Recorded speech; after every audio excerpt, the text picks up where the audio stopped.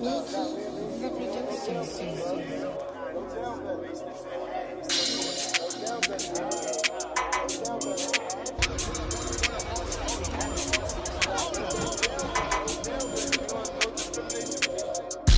I'm on my dress, I'm looking right, baby. She wanna link, I'm only out here for the night, baby. I'm Puerto Rico, Casamigos with the Sprite, baby. She wanna fuck with the scammers, talk to me nice, baby. She hit the bottle and the oldest wobble wobble. Just thought he's fucking for a fight, the cobble wobble. African twin, he spin, hit the throttle. She wanna fuck with the gangsters, talk to me nice, baby. Finish the bottle when I hooked it. I am in the building. She in the mirror like a showtime, the pop. Welcome to the check-in report. Phone, I pull up in the top. A little underneath the weather. I ain't calling unless she swallow. We gotta get to the topics. Listen, I ain't tripping, she don't follow. Let's get to it. Another way, they swerving on the pop. Donald Trump at the town hall with Tulsi Gabbard. The lotto, she pop a perky, then she chase it with Moscato. Let's go. This bitch is bad, she fucking all the drug dealers. Woof. Took his bitch and then I took his plug, nigga. Woof. Have her back, I'm getting to the bag, nigga. Let's get to it. Tulsi Gabbard sitting down with Donald Trump at the town hall. They're gonna have a little discussion tonight. Gucci duffel Louis on my ass, nigga. Hennessy and TNT, we blast, nigga. Ferragamo on my dress, I'm looking right, baby. She wanna link, I'm only out here for the night, baby. I'm Puerto Rico, Casamigos with the Sprite, baby. She wanna fuck with the scammers, talk to me nice, baby. She hit the bottle and the oldest wobble wobble. Just thought he fucking for a fight, the cobble wobble. African twin, he spin, hit the throttle. She wanna fuck with the gangsters, talk to me nice, baby. This whole insect, she fucking on the damn crew. Coming out of socks, she lost her damn shoe. Her friend and poppin', she ain't got no damn clue. Rollin' O's and weed and smoking bamboo. Smoking gelato when the Tahoe smell the fucking jar. She wanna ride with me cause we look like some movie stars. This thotty moving faster than a speeding car. Coming through the door with no panties on. Poppin' mollies and you know she took a Zanny bar. Talking about a Mazda is a family car. I hit her with a curve, then the coup de grace. Zillow games, I'm shaking up the dice, baby. She wanna stay with me so we can make the night, baby. She wanna be with me so I can lay the pipe, baby. I'm only out here for the night, baby. I'm only out here for the night, baby. Ferragamo on my dress, I'm looking right, baby. She wanna link, I'm only out here for the night, baby. I'm Puerto Rico, Casamigos with the Sprite, baby. She wanna fuck with the scammers, talk to me nice, baby. She hit the bottle and the oldest wobble wobble. Just thought he fucking for a fight, the cobble wobble. African twin, he spin, hit the throttle. She wanna fuck with the gangsters, talk to me nice, baby. Check-in report, ladies and gentlemen. I am your humble host, True and Living. I'm live and direct.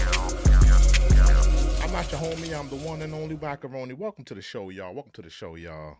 Welcome to the show, man. We are in the building.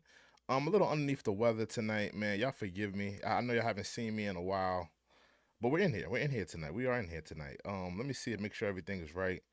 Okay. Look like everything is right. Are we live and direct? Are we live and direct? Why am I not live and direct on my thing? Hold on. Give me 1 second, y'all. Give me 1 second, y'all. It's been a while. It's been a long while. Give me a second, y'all. Want to make sure everything is right on my side. I haven't been live in a while. Okay, I think everything is good on my side. Okay. What's up, Nelly? I see you in there, Nelly. What's up, Nelly? Salute to Nelly. Okay, I think everything is live and direct on my side. Give me 1 second, y'all. Okay. Yeah, it's been a while, man. I haven't done a show in a while. I've been feeling really underneath the weather. But we have to get into a discussion tonight. We have to talk about Tulsi Gabbard sitting down with Donald Trump. If you don't know who Tulsi Gabbard is, she is the one who absolutely she absolutely just, embarrassed Kamala Harris in a debate. They're saying that Tulsi Gabbard will be helping Donald Trump with the upcoming debate that they're going to be having. So I just want to see the discussion that they're going to have tonight.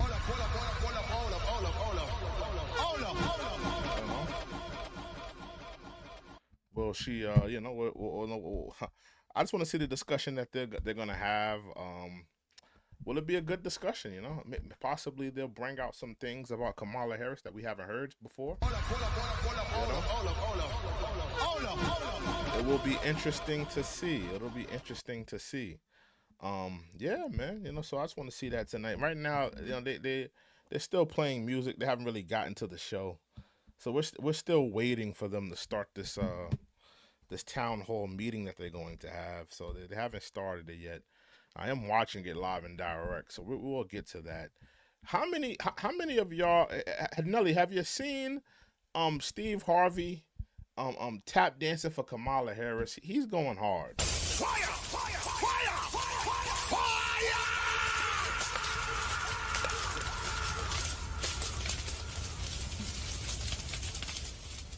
Fire! I thought Ricky Smiley was bad.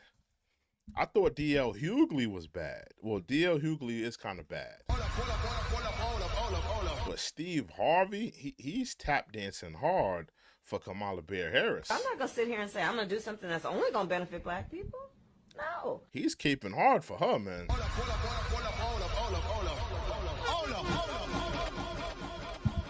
They willing to fight other black men, whether it be D.L. Hughley, whether it be Steve Harvey. Okay, people are starting to come into the building. Okay, I wonder why we starting so late on this thing. Why they taking so long with this thing?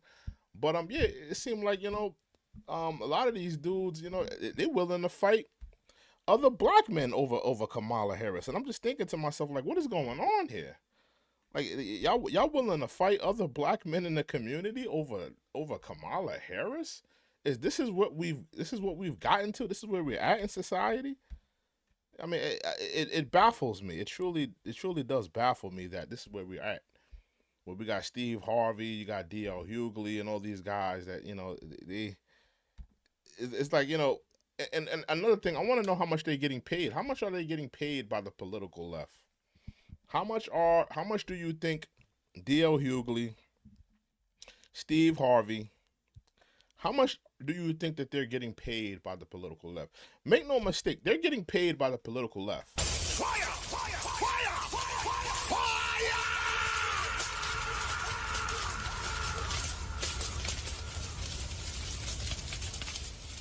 Now, are they getting paid, little nigger trinkets, little $10,000? I don't think so. I think who said that? Somebody said that Steve Harvey got paid $10,000. I think it was Umar. Now that's ridiculous. I don't think Steve Harvey's doing it for $10,000. I don't think he's tap dancing for the political left only for $10,000. Let's take that up. Maybe about 50, maybe about $80,000. He'll probably tap dance for the political left. Fire! Fire! Fire! Fire!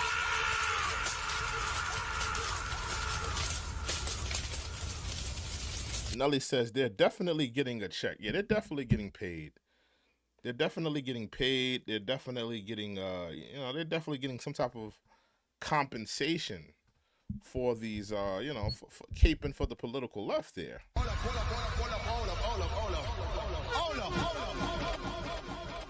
Maybe I could play that real quick. Hold on, because while we wait for this, because I thought they would be starting now. Let me see if I could play that, because they're taking kind of long with this town hall thing. Give me a second, y'all. I'm gonna see if I could yeah, Steve Harvey talking about I ain't get paid to do nothing for Kamala Harris.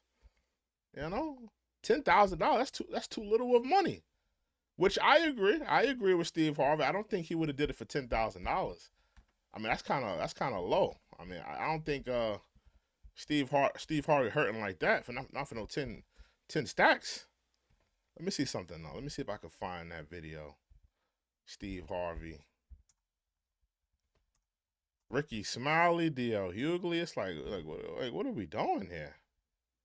Hold on, Kamala Harris. He did have a sit down with her, didn't he? Right? Was that like a sit down he had with her, with Kamala Harris? Let me see if I can find that. Kamala, y'all forgive me, man. It's my first day back. Yeah, it's my first day back, y'all. Y'all give me some of a break. Even on my OBS, like my OBS is not running too smooth right now. I kind of messed up the prompts. Let me see if this is what I'm looking for. Hold on. No, this is his sit down with her. I'm trying to find where he said he would never take no $10,000. Let's take a look at this, cause while we wait for this town hall to start, which hasn't started yet. Yeah, the town hall hasn't started yet. Let's take a look at this Kamala Harris and Steve Harvey sit down. Give me a second.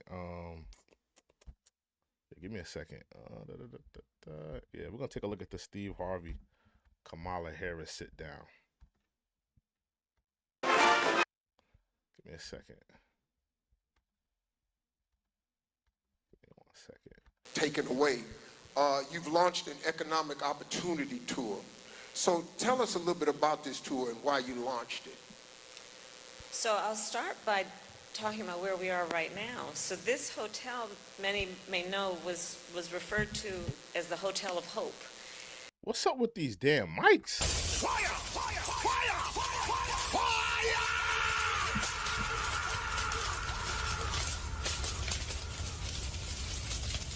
What's up with the PA system? Why it sounds so muddy? Did they record this interview on a Sega Dreamcast? Why does it sound like this? Anybody know? Does anybody know why it sounds like this? Why does it sound like this? Why does the sound sound so poor? This was the only hotel that allowed Dr. King to speak, and it was here in this very ballroom that Dr. King gave one of his last speeches. I think it was the last one in his Poor People's Campaign, talking about, of course, what he was on the verge of doing, which was to merge the civil rights movement which is, of course, a movement about justice, with the movement around economic justice. And it was shortly after he was here that he was assassinated. And so the symmetry of being here as the first black vice president of the United States to talk about the important economic opportunity for the community, something that I feel very strongly about. And so I'm doing this tour. Thank you. So I'm doing this tour mostly because I believe that for those of us who do the kind of work that our administration is doing. Somebody said that these are panderers. They absolutely are panderers. Fire! Fire! Fire!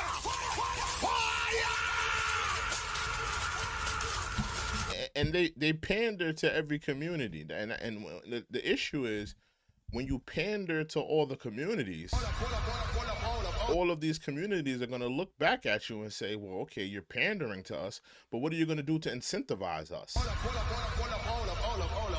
You've pandered, the immigrant class. They got their hands out. You've pandered to the LGBTQ. They got their hands out. You've pandered to, the European Jewish community. They're going to have their hands out. You're pandering to the pro-Palestine community. They're going to have their hands out. And some of these communities are antithetical to the people that you're pandering to. Or the communities are working against. Like, you're not going to tell me that, there's not white supremacists that are in the LGBTQ. And they don't take advantage of their white privilege that oppresses black people. You're not going to tell me that the people of that are Christians, that have Christian values, or people that have Muslim values, those people that you're pandering to are not going to have a problem morally with the LGBTQ community. So some of these communities are antithetical to one another, but you're pandering to everybody, and they're all looking at you like you're sick. You just pander to everyone. Fire! Fire! Fire! Fire!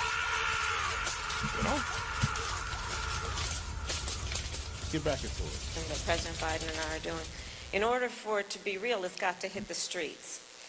And the only way that will happen in a meaningful way is if the people are aware of what is available to them and then take advantage of that. So I wanted to come and speak to 100 black men, to this organization, because I know who... You wanted to speak to 100 black men?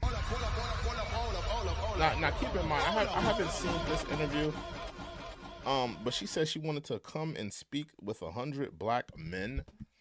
I'm a little perturbed by that because Kamala Harris, you're locked up more than 100. Fire! Fire! Fire! Fire! You're locked up more than 100 black men. But you want to sit down with us, you want to have a talk with us, because you realize that, you know, black men are not really rocking with Kamala. You know, black men collectively, we are not voting for Kamala. You know, she has very great numbers when it comes to black females. The black female voter base, they are supporting her, they are backing her, they want her to win. She has a lot of support from the black female voter base. But black men collectively are not rocking with her. That's via, you know, that's via this clip. I'm not going to sit here and say I'm going to do something that's only going to benefit black people. No. That's via her, record as a prosecutor. That's via, you know, her last 3.5 years in office. It's a lot of reasons why black men are not voting for her. Fire! Fire! Fire! Fire!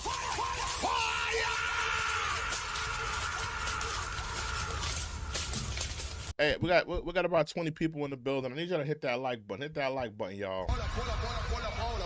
Haven't done a show in a while. I need y'all to hit that like button. We got a lot to get to. We have to do the Tulsi Gabbard, Donald Trump sit down. They're gonna sit down tonight.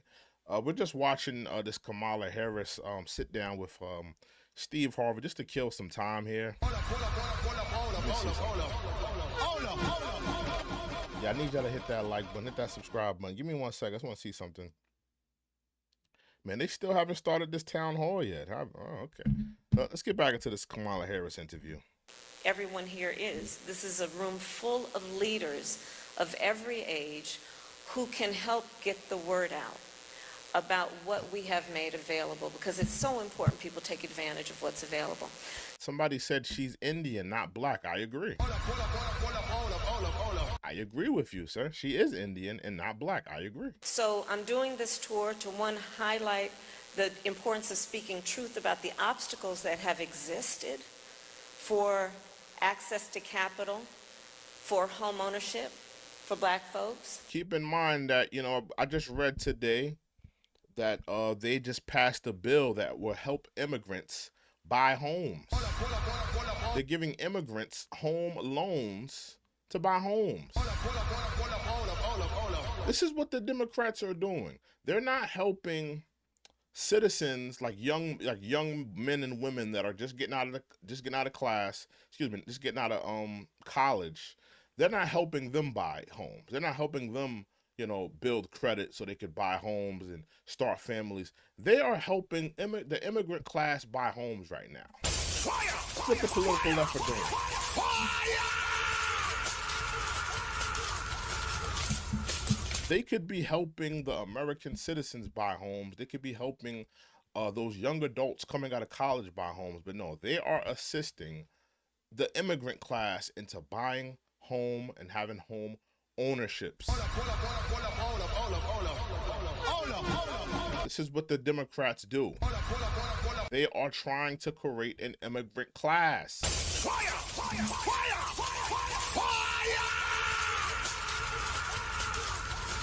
Nelly said, I heard about that. Yeah, they're absolutely doing it. They're trying to create an immigrant class.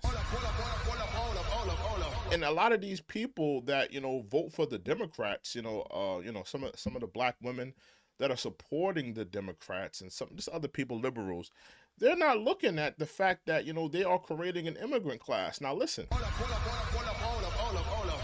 an immigrant class is going to weaken America. It truly is. I mean, just look at what's going on right now with, you know, the pro-Palestine, crowds and just the anti-Israel. I mean, you have some of these people are immigrants, and respect to them, right? I'm not on either side. I have no horse in the race. But some of those people are anti-American. You could be pro-Palestine, but you don't have to be anti-American. A lot of those people at those not a lot of those people. Some of those people at those protests, they're pulling down American flags, burning them. This is what happens when you bring in an immigrant class. Fire! Fire! Fire! Fire! There's no patriotism. There's no loyalty to your country. There's no loyalty to the United States. When you bring in an immigrant class, you are weakening America. And that's what the Democrats are doing. They are weakening America right now. Fire! Fire! Fire! Fire! Hey, we got 44 people in the building. I need you to hit that like button right now. What a thrill. Hit that like button. Hit that subscribe button. With darkness and silence through the night. Haven't done a show in a while. Hit that like button, y'all. Hit that subscribe button. It's a thrill to be here with y'all, but hit that like button, man. Searching and I'll melt into you. I need y'all to hit that like button, hit that subscribe button right now, right now. Yeah, but they are creating an immigrant class. We're bringing in people that have no love, have no respect for our country. They're giving immigrants the opportunity to buy homes, have home ownership. Where are we headed as a country? We're not even taking care of the young adults that are getting out of college, getting that degree. Got a little college girlfriend that they want to marry, build a home. We're not even taking care of them. We're putting the immigrants before them. Fire! Fire! Fire! Fire! We're not taking care of the young soldiers that just did their 4 years of service. We're not taking care of them. We're not taking care of the citizens of America that are trying to build credit, trying to buy their first home, not putting things in place to help them. Fire! Fire! Fire! Fire! But we're helping the immigrant class have home ownership. Where are we headed as a country? Let's continue. And what we are doing to actually deal with those obstacles in a way that we create opportunity. I'm going to talk a little bit about that in a minute. So, for example, what we're doing around reduction of debt forgiveness, what we are doing to address the racial wealth gap as it relates to a number of issues, including access to capital for our small businesses and entrepreneurs, what it means in terms of housing discrimination, and the work that we need to do and will continue to do to address those issues. And really the essence of this tour is born out of a belief that people need more than just what is necessary to get by. We want to get ahead. And Kamala Harris, you haven't been helping the American people get by. You haven't been making their financial woes easier. How have you been making the financial woes of America better, sleeker, more efficient? You have not been doing that. Fire! Fire! Fire! Fire! You've been making it harder on the American public. There's no reason that the American public should be going to the grocery stores and have to make a harsh decision. Should I buy groceries or should I pay my rent? Should I pay my car payment or should I pay this grocery bill? People are making that decision today right now. They're struggling because of the bad job you and Joe Biden did. They're struggling because of you. And we know that it is important that we have reduced black unemployment to historic lows, but that's a baseline, which is that people have a job. If you're Yeah, 1 second, y'all. You know YouTube be going crazy with the commercials. Give me 1 second. 1 second. My first day back. We also have ambition, aspirations, incredible ideas, and If you want to be a part of the discussion, please put it in the super chat. We put respect on the super chatters. We put respect on the donors here. Please hit that like button. Let me know how you're feeling out there. I want people to be a part of this discussion and this dialogue. It's very important. We're at an interesting time in American history and American politics, and I want people to be a part of this dialogue and discussion. I want to know how people are feeling. Let's get back into what she's talking about, you know, the nonsense she's spewing right now. Vision between that and actually being able to put it to use is often about access to the relations to the capital that can take us from those good ideas to creating a business, starting a business, growing a business. So that's why I'm doing this tour.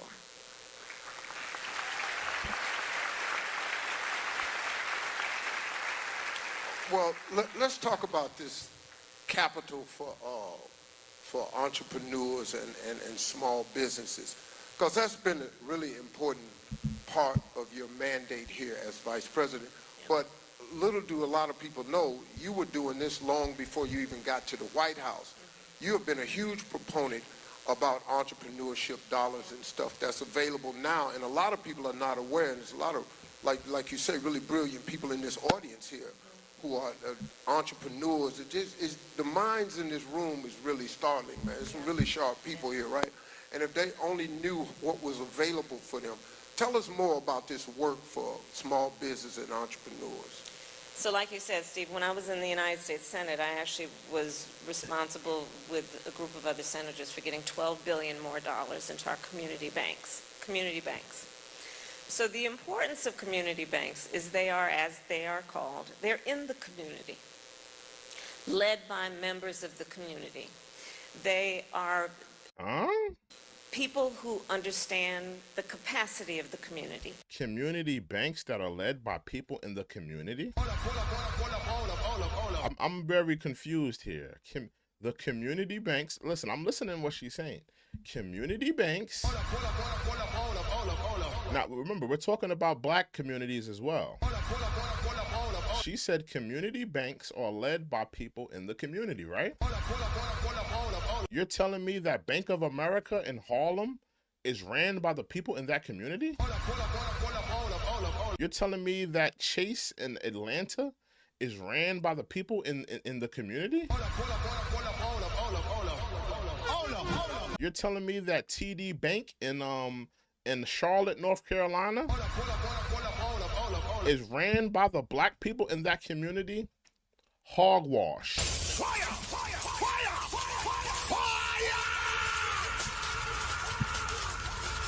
Those same people that live in those communities, they can't get a loan from a TD Bank or a Bank of America. They can't take out a business loan from a Bank of America, a Chase Bank.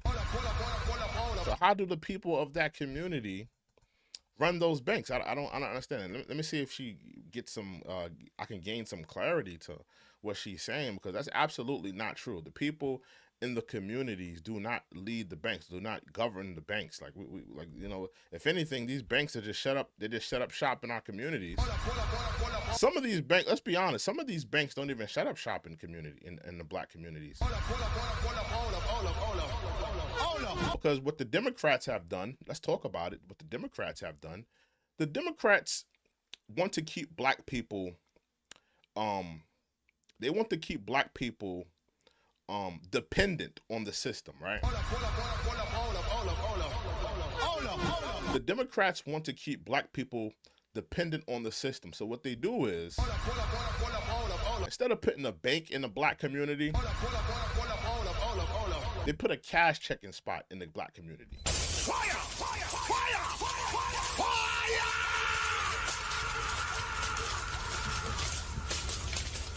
Because they want to keep you dependent. They want you to spend your money. They want you to cash that check. They don't want you to save anything, build anything, invest on anything. They want you to cash that check. You're probably going to cash that check in some type of shopping center. It's probably going to be a fast food spot, you know, on that same, in that same shopping center.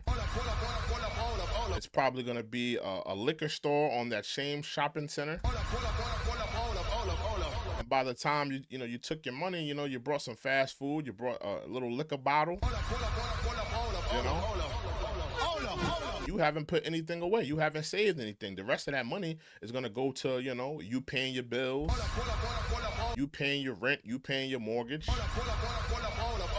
you paying whatever you got to pay, and none of it's going to be set up for you to invest anything. So she's kind of losing me here, what she's talking about, She's kind of losing me here. The needs of the community, the culture of the community.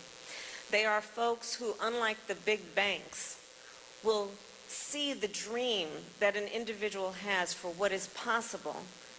And instead of rejecting that dream because maybe it's something they've not heard before, 1 second, they Charles. will listen to it and then give folks advice, including financial literacy advice, helping people know how to run a payroll, how to deal with inventory in a way that they can start a business and sustain that business and grow that business. So the money that we are putting in community. Okay, the town hall is getting ready to start. I see that they're getting ready to start. So the town hall is going to start in a few minutes. Banks is intentional in that it is there. So we're going to switch over soon, That we believe there is going to be the greatest opportunity for folks in the community to actually do the work that is about entrepreneurship. Since I've been vice president, I also created what's called the Economic Opportunity Council, and I got the big banks. Have any of y'all heard of this? The Economic Opportunity Council? Have any of y'all heard of this? Fire! Fire! Fire! Fire! Any of y'all heard about this?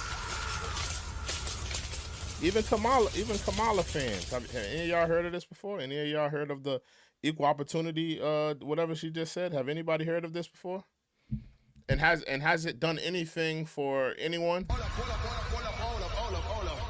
I've never heard of that. Let's get back into it. And big tech companies to invest private equity into community banks. And we're on track to getting. Okay, can we just address this? She said that she wants the tech companies to invest in community banks. How many black banks are in black communities, y'all? Let's talk about it. Black people don't own any banks in their communities. Fire! Fire! Fire! Fire! She said she created the Equal Opportunity, whatever act that told tech companies to invest money in community banks, right? How many black banks are there in America? How many black banks are there? If there's any bank in a black community, it's probably going to be a Bank of America. It's probably going to be a Chase. It's probably going to be a TD Bank. I mean, these banks ain't lending to black people anyway. These banks are not helping, black people create equity anyway.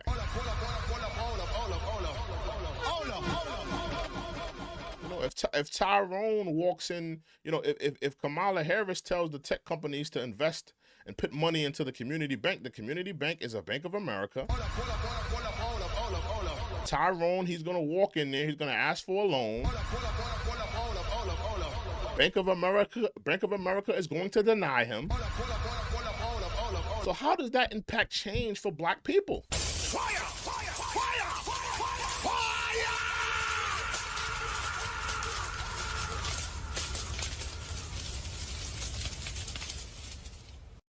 Somebody said One United is the biggest black-owned bank. One United is not in every black neighborhood, is it?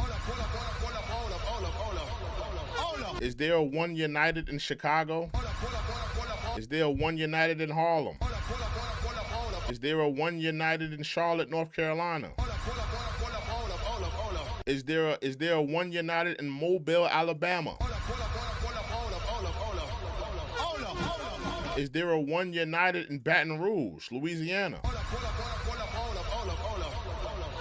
These are all black communities that I'm naming. Is there a One United in all of these black communities that I just named? Is there?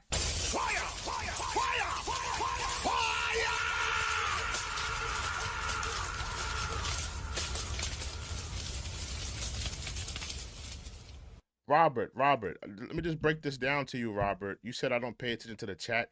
I pay attention to the donors. We put respect on the donors. I don't care about your little insignificant opinion. Your meaningless opinion, Robert. Sorry to break it to you. We put respect on the donors here. We put respect on the super chatters here. If you have something meaningful to say, you have something to add to the discussion that I could add to the discussion that we're having here, please put it in the super chat. We put respect on the super chatters here. We put respect on the donors here. We put respect on those people. We don't put respect on little insignificant people that's butthurt because I'm talking about their favorite candidate. Or that's butthurt because we're kicking in the backs of the political left. We don't care about your little insignificant opinion, Robert. You got your little panties in a bunch. I'm sorry. Fire! Fire! Fire! Fire!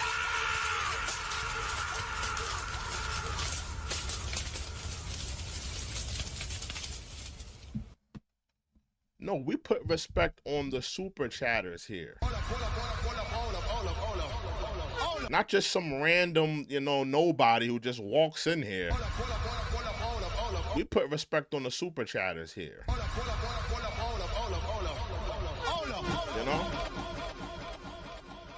That's who we put respect on. That's who we put respect on. We put respect on those people. Now let me see something real quick. Because I want to see if this town hall started. I did see. Okay, wow, we're still not started yet. What's going on, dude? I thought this thing's supposed to been start, bro. What's going on with this town hall thing? Give me 1 second, Chalk. I'm trying to see if this man, we still ain't start yet. Oh my goodness, what's going on with this? This town hall should have been started by now, man.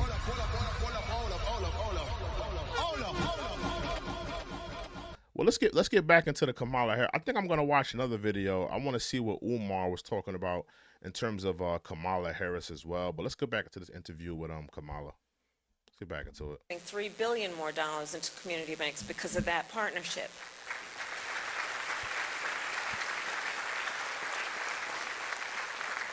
And there's a specific piece of that that's very important. You know that VCs, venture capitalists, only 2% of their investments go to black businesses, right? We also know that... Give me 1 second, Char. Give me 1 second. They're going commercial brazy on YouTube right now. Are 1/3, I think the number is 3 times less likely to apply for business loans. And a big part of that is that nobody likes to be disappointed, right? And the feeling, rightly, after so many things can disappoint, that I don't want to go for it and then be rejected. So again, putting the money into community banks is about putting it into a place where people can walk in with a sense of dignity that is respected to actually be able to... How are black people going to benefit from these tech companies putting, money into these community banks? Black people don't own the banks. Somebody was talking about, I'm gonna look it up right now. Give me 1 second. I'm gonna look it up right now. Let me see how many let me see how many communities have a One United. Let me look that up for y'all. 1 second, man. One United Bank. One United Bank. Locations, my fault. Let me look that up. One United Bank locations. Okay, they got a couple, give me 1 second. They got a couple of locations. I'm just looking them up. Okay, so I got about 1, 2, 3, 4, 5, 6. Somebody said that this is a black bank, One United, right? I'm looking at about 6 locations for One United. We got Dorchester, Massachusetts. We got Roxbury, they got 2 locations in Massachusetts. Okay, Roxbury in Massachusetts. We got Miami, Florida. This is United Bank. I'm looking for one United. Okay, they got one in Los Angeles and one in Boston. Man, they got a lot in Massachusetts. Give me 1 second though. Is One United considered a black bank? Let me just look this up, man. Because somebody said that. I don't know if this is even true, but somebody said One United is a black bank. Give me 1 second, y'all. Black owned bank. One United black owned bank. Okay, let me look this up, y'all. Let me just look this up because somebody blurted this out. I don't know if this is true. One United a black owned bank? Because none of those locations have huge, black populations. They're not like in Atlanta. They're not like Charlotte, North Carolina. None of those locations I said had huge black populations. Mind you. Fire!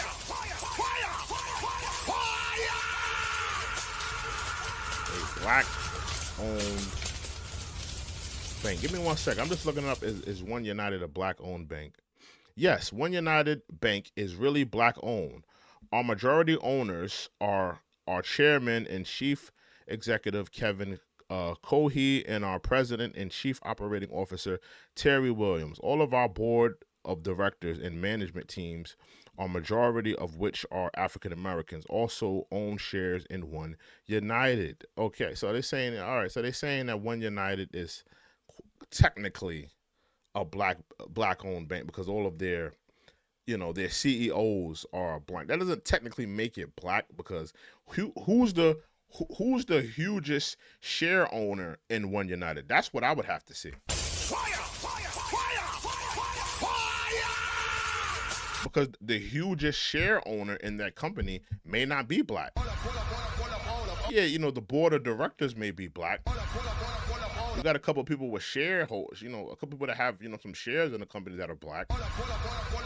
But who owns the hugest share in that company? Are they black? That's very important to know.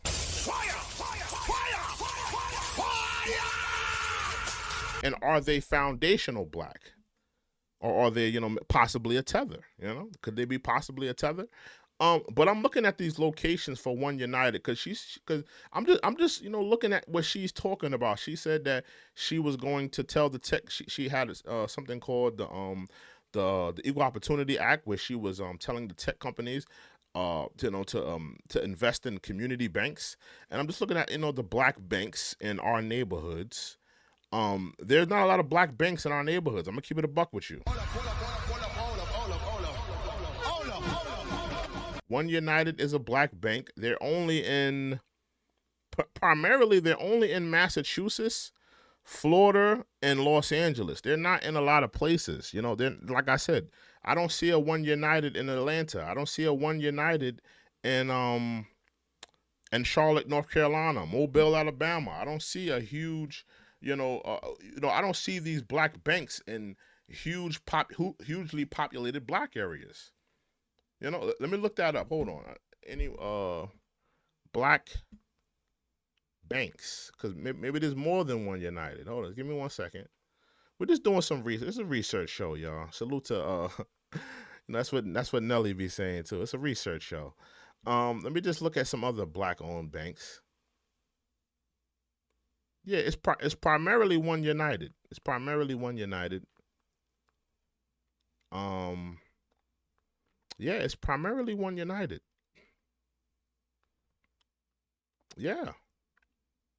Yeah, so, I don't really see the benefit in what she's talking about. She's talking about, putting money in these community banks and stuff like that.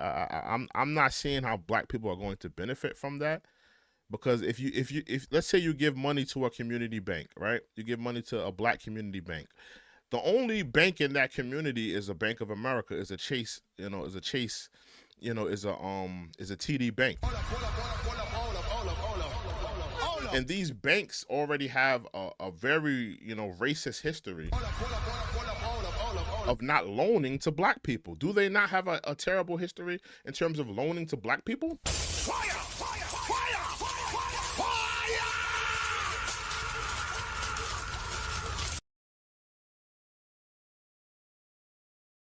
Excuse me, my fault. Most of these companies have a terrible history in terms of loaning to black people. So you're telling me that, okay, we made this thing where we're going to tell, tech companies to invest in community banks, but the banks in these communities, they're not rocking with black people anyway. They're not investing in black people anyway. They're not helping black people get homes, have any types of home ownership, any type of business loans anyway.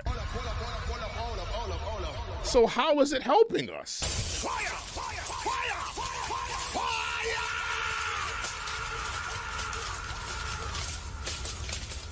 How is it helping us, Kamala? Let's get back into it. Cause I gotta check and see if this town hall started. Let's get back into it. To have access to capital.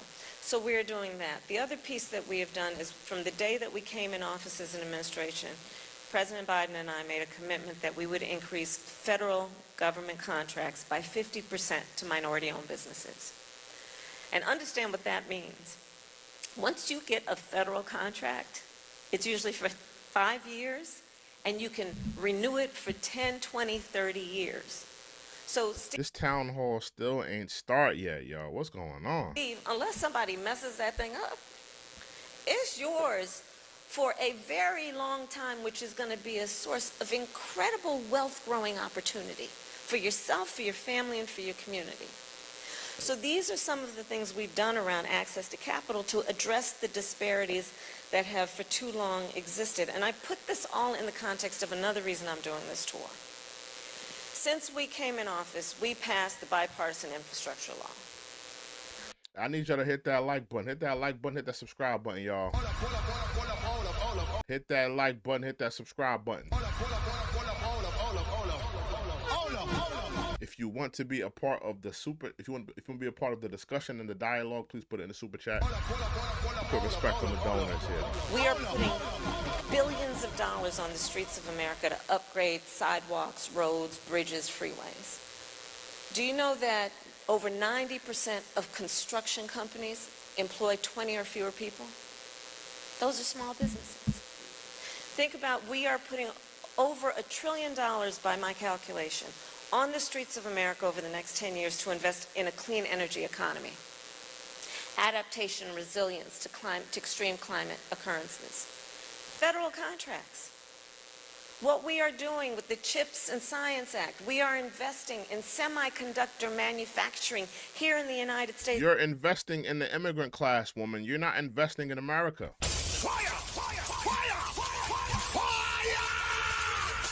You are not investing in America. You're not investing in America. You are investing in the immigrant class. Think about it. She said a clean energy economy, right? Think about how many people are going to lose their jobs from a clean energy economy. Trucking business, gone. If you're a trucker, you gas up your Mack truck and you get on that road and to make ends meet, your job is gone.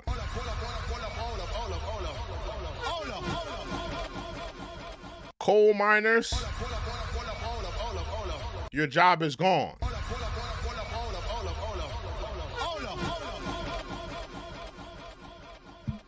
There's a lot of industries that will be impacted by a clean energy economy. There's a lot of industries that will be affected by a clean energy economy. Make no mistake about it. Let's get back into it. It's because we know, and we learned, if we didn't know before during the pandemic, this supply chain thing can really mess you up. And we need... Hey, we got 77 people in the building. I need you to hit that like button, man. What a thrill. Hit that like button, hit that subscribe button. We got to get to the town hall soon. And silence through the night. I'm just waiting for it to start, but we're going to get to the town hall that they're having.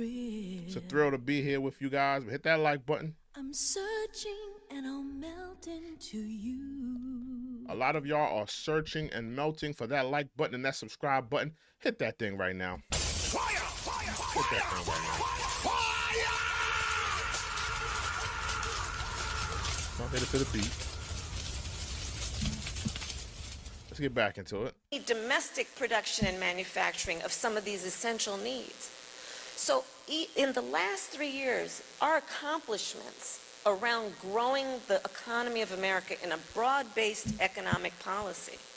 Somebody said something about the background noise. I can't control that. That's not me. That's their PA system. There's something wrong with their PA system. I don't know what it is. I'm about to clip this interview anyway. We're about to watch something else until this interview starts. But yeah, there's nothing I could do about them with the background sound. If you see, it's me stopping it. It's me muting it. You don't hear the sound anymore, right? It's not me. I don't know what type of bootleg PA system. Maybe they got their PA system from the 1995 Source Awards.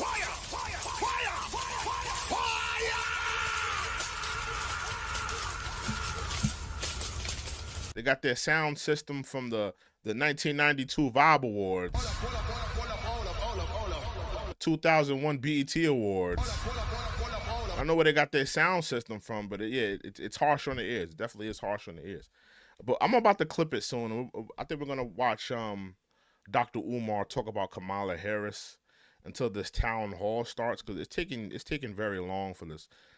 They should have been started that town hall. I'm still waiting for it to start, but I'm gonna see. Let me see a little bit more of what she's talking about, and then we're probably gonna get on to the next thing. Let's see though. Folks to take up those contracts to do the work that is about building up our nation. So that's part of why I'm here, is to ask everyone here, help me get out the word of what we are doing, and that the Small Business Administration, as an example, and we have representatives here, we have the Deputy Secretary of Commerce here, the Deputy Secretary of Treasury here, help get the word out about what is available, because too often, like I said, Black folks are 3 times less likely to apply for these things. But we got to let people know that it's there so that they will apply and take advantage of what we are doing, including we have finally gotten rid of the prohibition on people with a criminal record being able to apply for SBA loans. We just got rid of that. So now, for those who are formerly incarcerated or who have I think they fixed the sound. I don't hear the buzzing anymore. Conviction for a crime, that will no longer Do y'all still hear the buzz? I think they fixed the sound on the PA. prohibit people from being eligible for small business loans. Help me get the word out. That's why I'm here. Well, that's good, because you might as well be able to get a small business loan, because you can be president, too, with a criminal record. So that's a nice exchange. Ain't that about a... Steve Harvey, you was licking the boots of Donald Trump. It's very interesting. Do y'all want to go to that? Let's go to that, when Steve Harvey was licking the boots of Donald Trump, but now you're licking the boots of Kamala Harris. It's very interesting. You was talking about how much of a good man he is and all this nonsense. It's like, dog, like, get off your knees, bruh. Y'all remember this? Hold on, let me see if I can find it. Here you go. Y'all remember this? Oh, y'all remember when Steve Harvey was licking the boots of Donald Trump? It's on Inside Edition. I just want to play this clip because he's trying to throw a little shade on Donald Trump, but you was licking his boots. Harvey is speaking out about the backlash over his meeting with President-elect Trump. A lot of y'all hurt me. Remember this? I didn't expect the backlash to be so vicious. I didn't expect the backlash. You was licking the boots of Donald Trump. Now you licking the boots of Kamala Harris.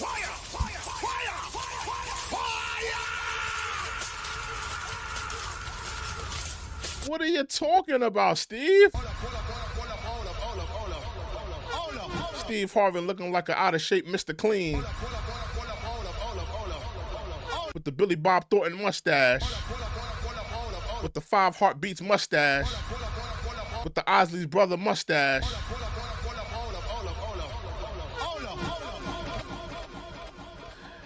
I mean, he was licking the boots of of Donald Trump, about 4 years ago.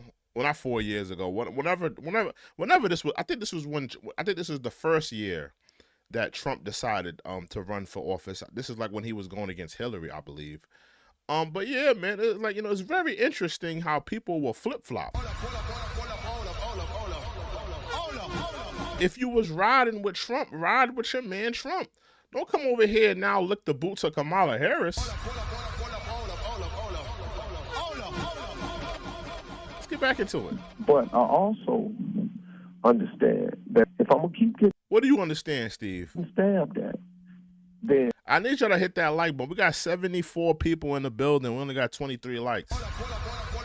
Hit that damn like button right now. Hit that like button right now, y'all. Hit it to the beat. Hit it to the beat. Hit it to the beat. Hit it to the beat. Hit it to the beat. Hit that like button right now. We got 72 people in here. Hit that like button, man. We should at least be at 40. I don't expect 77, but we should at least be at 40. Should at least be at 40. At least be at 40. Let's get back into it. and at least while you stabbing me, you should understand my intent for even taking the meeting in the first place. I'm from the hood. I'm from the hood. I've been trying to do my part for years. I've been trying to do my part for years. What? Why'd you give up on Trump now? Why'd you give up on Trump now?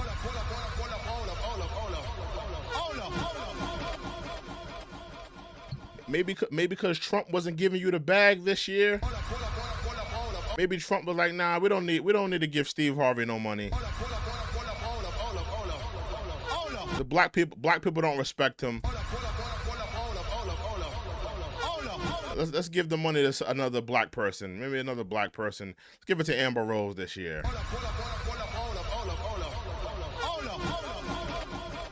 What made you flip-flop, Steve Harvey? What made you flip-flop? What made you flip-flop? Let's continue.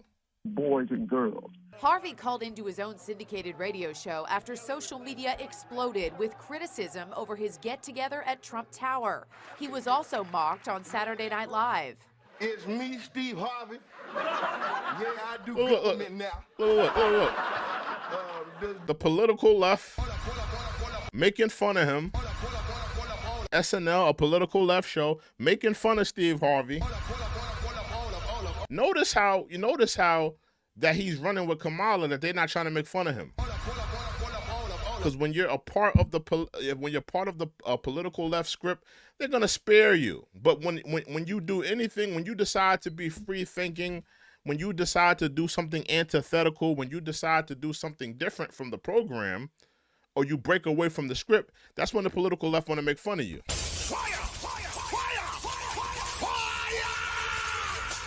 Take note of that. Take note of that. Take note of that. This bode well for our country. Survey say. Harvey's wife, Marjorie, is coming to his defense, writing on Instagram, doing the right thing sometimes isn't popular. Yeah, Marjorie coming out. Yeah, Marjorie had to stick up for you. Marjorie, your wife Marjorie had to stick up for you, Steve Harvey. But it's okay. You always make me or the flip-flopping you're doing. Proud. Absolutely ridiculous. But now he's sitting on stage with Kamala, licking the boots, talking about, yeah, if you could be a felon and run for president, I think you should be able to get a loan. Like, what are you talking about? You were just licking boots not so long ago. What are you talking about, Steve Harvey? What are you talking about? You know, look, I've been reading this paper because I got to stay to I got a headache trying to stay on course, so just let me go off this paper for a minute. Before y'all start calling my radio show and DMing me, talking about why you ain't asked no hard-hitting questions, that ain't what this is. I'm throwing a lob. Why not? Hold on. Why not? Why not? Why not? Why not? Why not? Why are you not asking her the hard questions? Why are you not asking her the hard questions? Why are you not asking her the tough questions? This woman is running for president of the United States. She's not running in a beauty pageant, Steve. She's not running for, a prom queen. We're gonna need her to answer some tough questions if she's gonna be our leader. That ain't what this is. A lot of people are gonna be asking me, why you ain't ask her the tough questions? That ain't what this is. Why are you protecting her, sir? Should she not be on the hot seat? They put Trump on the hot seat. Every time Trump sits down, whether it be with the National Association of Black Journalists, whether it be an interview with CNN, they constantly put him and grill him on the questions. But when Kamala sits down, they're constantly doing what? Protecting her.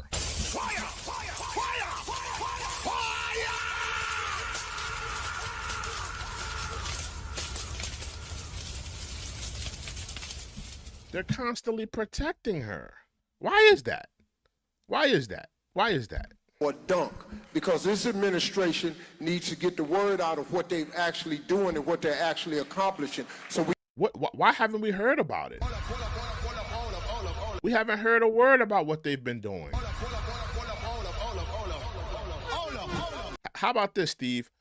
What have we directly benefited from anything that they've done in that White House in the last 3.5 years? What have we directly benefited from them being in that White House? Can you answer that, Steve? Because you're on that stage and you're not eloquent. What have black people directly benefited from a Kamala Harris, Joe Biden presidency? What have we benefited from it?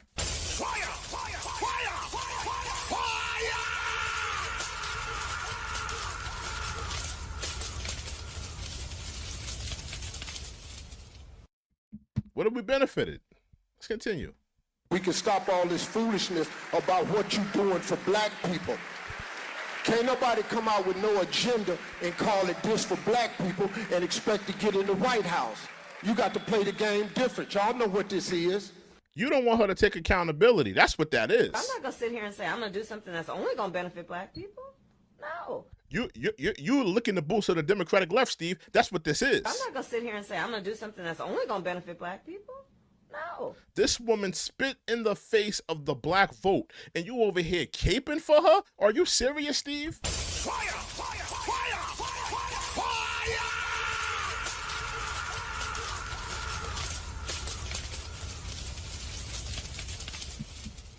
Steve Harvey, this is pathetic. This is pathetic. This is just pathetic, bro. You're licking the boots of the political left. Yo, this town hall still ain't start, bro. What's good with this town hall, bro?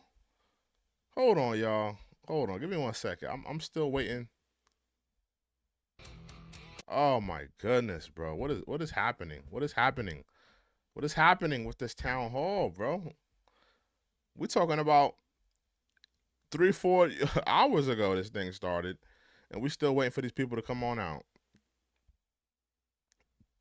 Let me watch a doctor. I don't want to hear Steve, because Steve is clearly compromised. I'm not gonna sit here and say I'm gonna do something that's only gonna benefit black people. No. When if anybody black says something like what he said, oh, and y'all talking about why she ain't do this for black people, she the president. She ain't got to do nothing directly for black people. Anytime you hear that from a black person, they are compromised by the political left. They're compromised. Make no mistake about it. I'll break it down while they're compromised. Because, hear me out, y'all. The political left do things for every other community. They do things for every other community. They do things for the European Jewish community. They do things for the Hispanic community. They do things for the immigrant class. They do things for the LGBTQ. But as soon as black people are asking to be incentivized, You have a Democratic bootlicker like Steve Harvey talking about, oh, you hear black people talking about, she ain't doing nothing for black people. She trying to be president. She can't do nothing directly for black people. But we just seen her do things directly for every other community, Steve. What are you talking about? Fire! Fire! Fire! Fire!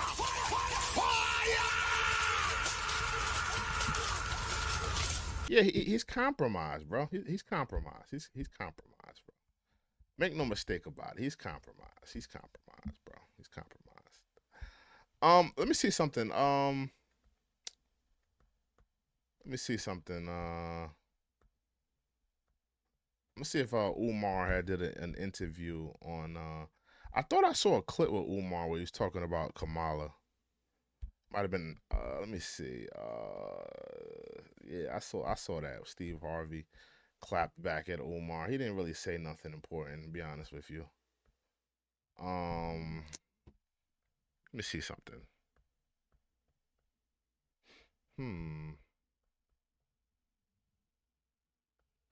Let me see this real quick. Hopefully there's no music in this. You had 3 months to run and you beat Donald Trump? Nah. White America gonna flip off, Art. White women prefer a woman of color or a white man.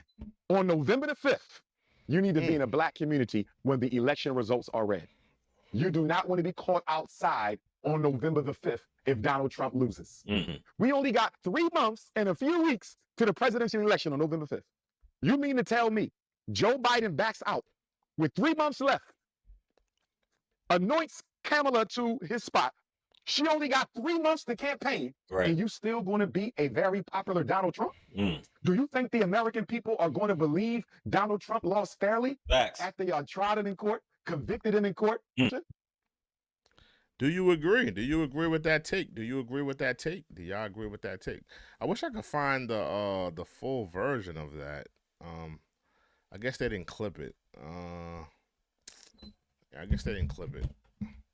Let me see something with this. Okay, I think the town hall is starting to start. I hear somebody's talking. Give me 1 second. Oh my goodness! Now they singing the national anthem.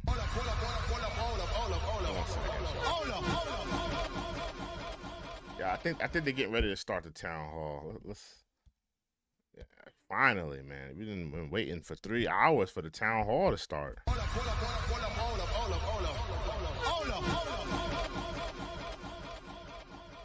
Yeah, man, what's going on?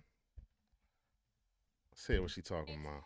That our flag was still there. Oh, say does that star-spangled banner yet wave o'er the land of the free?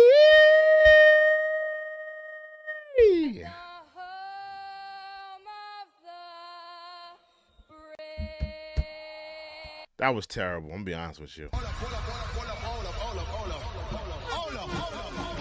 I've heard mortally wounded animals sing better than that.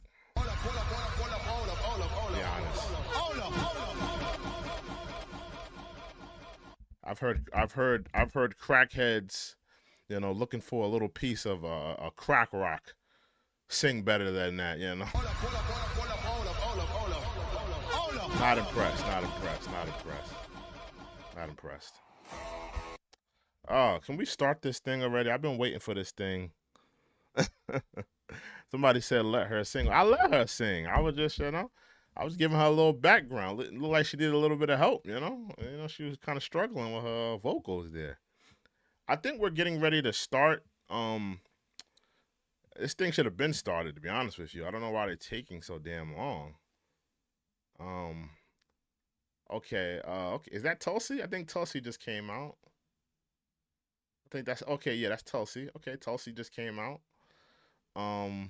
Okay. Hold on.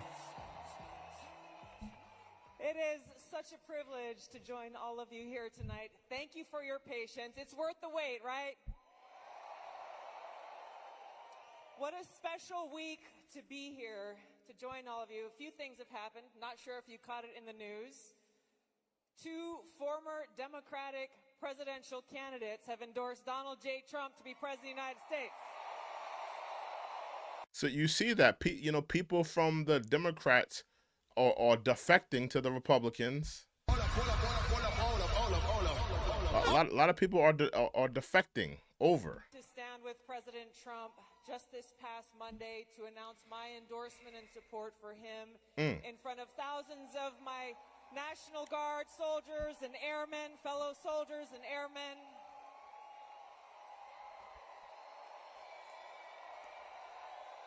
Because I am so excited about the opportunity that we have before us to stand. Hey, we got 68 people in the building. I need you to hit that like button. Hit that like button, hit that subscribe button. We got 68 people in the building. Hit that like button, hit that subscribe button right now. Show some love. Work to be done. The stakes could not be higher than they are right now. President Trump is going to talk about, and we'll have a conversation about why these stakes are so high and how he and he alone is the... Anybody got a thing for Tulsi Gabbard like I do? I got a little crush on Tulsi Gabbard. I'm gonna be honest with you. Anybody got a little crush on Tulsi Gabbard like me? Let me know in the chat. Let me know in the chat. President Donald J. Trump. Okay, Donald Trump is getting ready to come out. I'm just taking the audio out because copyrighted music. I don't want to play that. Fire! Fire! Fire!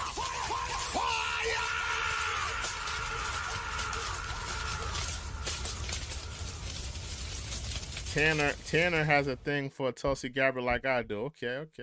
I see somebody throwing up. Why are you hating on Tulsi, man? I think Tulsi is a little baddie, man.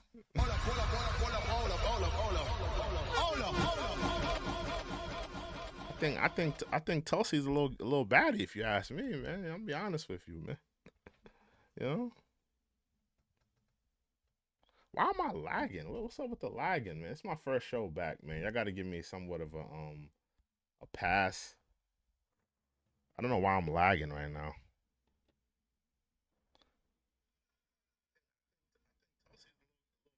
Give me 1 second, y'all. Yeah, I don't know why I'm lagging. Why am I lagging so hard?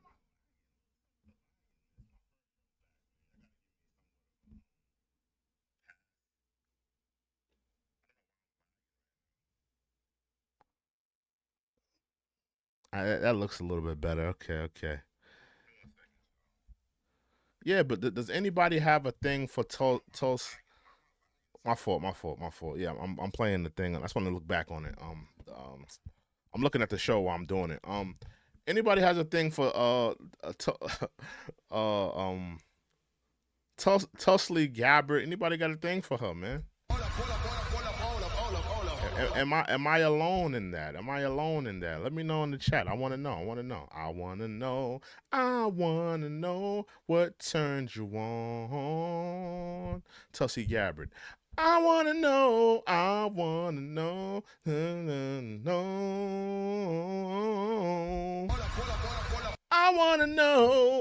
know. Like Joe, Tulsi Gabbard, I want to know. Fire!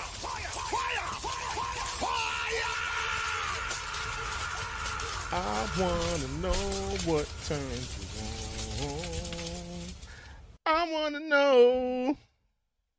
Let's get back into it. Are they still coming out to this song? Okay. Thank you. USA.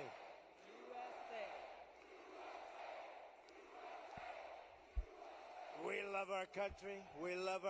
don't we? It's amazing. And it's a great country, but we have to take it back because our country's not feeling.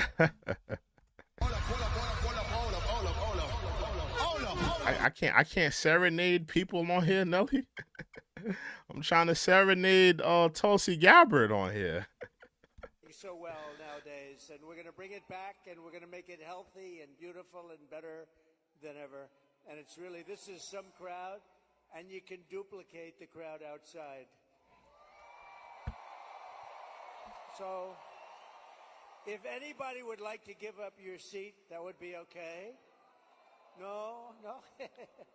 Let's have a good time. Thank you very much, everybody. Finally, they're starting this town hall. They started on CP time. Now we're finally starting it, yo. Gets me fired up every It's so time. great. Lee Greenwood is so great. Great guy, too. Well, thank you, Mr. President. Thank this you. is a very special evening for us all to have a conversation about some of the real issues that are facing Americans across the country and that don't get talked about often enough. And I want to start with one that's very personal to me, hard to talk about sometimes. This is only the second time I've spoken about it publicly, but my husband and I were married almost 10 years ago. We wanted to start a family. We were very excited about it. Unfortunately, it was very difficult. We were not successful in trying to get pregnant. For us, IVF seemed to be the only option and the last resort. As you know, it's a pretty difficult process. It's very, very expensive. I was in Congress at the time, traveling. I would carry the medicine that I had to administer shots to myself sometimes in an airport bathroom. And Wow. ultimately, the most difficult part was every time going to the doctor for another transfer and hoping that it would result in a positive pregnancy test, and then being heartbroken over and over every time that test came back negative. Now, I know some of your opponents, your political opponents, are saying that you want to ban IVF. While it didn't work for us, it's worked for a lot of families. And I just know that there are women and couples in this crowd, or those who are watching here tonight, who may be going through this same struggle and are concerned about being able to have this option, either because they might not be able to afford it, or they're concerned that it just may not be available. And I'd love for you to talk to them about how they should feel. Well, thank you very much, Tulsi. And I didn't know about your situation. And it's tough stuff, right? Tough. Life is pretty tough. It can be beautiful, but it can be difficult. We are doing something with IVF, because IVF, as you know, from friends and people you know, it's really worked out very well for a lot of people. It gave them a child when they would not have had a child. And I told my people I wanted to look at this a couple of weeks ago. And as you know, we have no taxes on a thing called tips. You know that?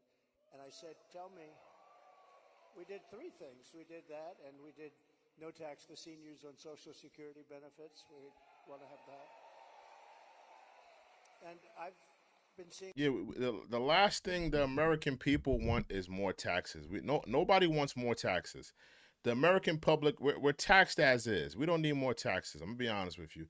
And the Democrats, they're running with that. They want to tax us some more. The last thing that the American public want is more taxes. Seeing a lot of IVF, and I kept hearing that I'm against it, and I'm actually very much for it. In fact, in Alabama, where a judge ruled against it, and I countered the judge and came out with a... Somebody said the volume is too low. Give me a second, yo. You were very quick in your response. Hold on, give me a second. I was, but they were too. They were amazing. The legislature...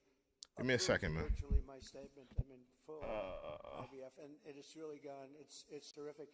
And I said, so with the tips and with the Social Security, the no taxes on Social Security, I said maybe for IVF, and I've been looking at it, and what we're going to do is for people that are using IVF, which is fertilization, the government is going to pay for it. Is that a little bit better? Or mandate your insurance company to pay for it, which is going to be... Let me know. Is that a little bit better? We're going to do that. I can't tell you how life-changing that would be for so many families. Is that a little bit better? Is the audio a little bit better? Money. A lot of people Let go me know. into debt just for the hope of being able to start their own family. Well, it's big, and you know what? I turned it up on OBS and I turned it up on YouTube. Is the audio a little bit better now? We want to produce babies in this country, right? We want to produce babies. So I think it's going to be something we we sort of announced it a little bit. We were in a great place, Michigan. We all love Michigan, right? We're going to bring back the car industry. Give me a second, and man. We're going to get a lot of it back to Michigan. They've been taking our cars away. They've been taking our manufacturing away over years, over decades. And if you look at it today, it's a shell of what it was years ago, but we're going to bring it back. Mexico is right now building massive car factories, actually being financed and built by China, and they think they're going to sell their cars back into our country. It's not going to happen. That's not going to happen. Oh, listen to that. That is not going to happen. But so many things have gone wrong in the car industry. The union leadership has been horrible. I think I'm going to win by hold on, give me 1 second. 85%, the union, but because we're bringing it back. And we're going to have electric cars, but we're going to have gasoline-powered cars, or we're going to have hybrids. We're going to have every kind of car. We're not going with just that. But I just felt that I put it up high as I could on OBS. It's at full max volume on OBS, and it's on full max volume on YouTube too. I got it on full max volume. I don't know what to tell y'all. It would be a good place. I got it in a full max volume, both places. We did sort of the announcement there a little bit, and now we do the big announcement tonight in front of all of these television stations, all of the fake news, the fake. They're all over the place. They're all over Said the the place. computer main volume. I don't think that's it. Hold on. We don't even know. I was saying because we're doing this, and I finised, and I figured I was going to come here, and we're going to make. I'm at 100. Hold on. Set for you. I'm at 100% on my computer main value too. Nah, I don't know. I don't know what it is. I think it's just the event because I got it on 100 on OBS. I got it on 100 on YouTube. My main volume is on 100. Everything is on 100 on this side. So I don't know. Maybe it's just the event. Maybe it's the mics. Sometimes it's just the mics at these events that are, just low. Like we just went through that with Kamala. That event was there was something wrong with their system over there. Sometimes these events, they don't have the best sound systems. They said, "Sir, you're actually doing a town hall." I said, "Oh, nobody told me that." I said, "Who's doing it?" They said, "Tulsi." I said, "Well, that's at least good news." I've been a fan of hers for a long time, I have to tell you. So I didn't even know. I'm in the plane, and I'm looking over some material, and we're going to give you a hell of a speech tonight. We were set to give you one hell of a speech. They said, "No, sir, it's a town hall." I said, "Why doesn't somebody tell me this stuff?" And I don't even have any idea who we're doing it for. I don't know. Is it for a network or what? I see a lot of television all over the place, so maybe it's on all of them. But I did get to see the strangest thing today. I looked at the news conference of Kamala. I call her Comrade Kamala. Come a million. Come and go. Kamala Harris. Come a Kamala Harris. Comrade Kamala. She's you know that. She's a Marxist. Her father was a Marxist before her. So she was brought up in the family tradition. And she really is, and this country is not ready for a Marxist. We don't want a Marxist as a president. And she destroyed San Francisco. She destroyed California. And we're not going to let it destroy our country. I'll tell you, it's not going to happen. So, but just to finish, so for some reason she doesn't want to talk to anybody. So she's either not the smartest light in the ceiling. I'm trying to be nice here. I want to be. They say, "Be nice, sir. Be nice." It's hard to be nice when somebody is destroying your country and wants to destroy your country. It's hard to be like nice, but she is. She was a terrible vice president. She was a terrible border czar, worst in history, probably not just in this country, but the border. Millions and millions of people. I say 20 million plus. Have poured through the border during their term. I had the safest border in the history of our country. They have the most unsafe border in the history of the world. Do you agree? Do you agree? Hold up. Let me know if you agree. In jails, there's a slight difference, as you know. Prisons and jails. Many are from mental institutions and insane asylums. And many are terrorists. and they're pouring into our country at a level. I don't know if you saw the news today, Tulsi. They had a group of, a lot of them, Venezuelan people with lots of machine guns taking over a building someplace. I'm looking, I'm saying, where is that? They went in and they took over a building. This is just the beginning. They're taking their criminals from all over the world, not just South America, not just Venezuela, which you've been reading about, all over the world. They're taking their criminals and they're dumping them into the United States. Kamala is allowing it to happen. And they actually want to give them papers. They want to make them citizens, and they want to give them your Social Security. Hold up. Security will collapse under her. I'm the one that's going to protect the Social Security. But they're coming, I will totally protect, as I did for 4 years. And there was no age increase. There was no anything. We're going to protect. You know, they destroy you with inflation, and then they want to destroy your Social Security. So it's not going to happen. But this is going to be the most important election in the history of our country. So I just want to say that it's an honor to be with you tonight. It's a forum that's very different because I have no idea who the hell is broadcasting it. But all we'll do is we'll talk because we're friends. I love this state. I gave them Marinette. We gave them a very big, Tulsi, we have a ship contract. And as you know, we gave Marinette yards, but we gave them a tremendous contract. They wanted it all over the country. I said, we're going to get it for Wisconsin, and it's a big one. And they're doing a great job, I understand. So we got that. And we're going to have a good time tonight. So let's go. Mr. President, you talked about immigration. We actually have Amber here who's quite concerned about that, and she's got a question for you.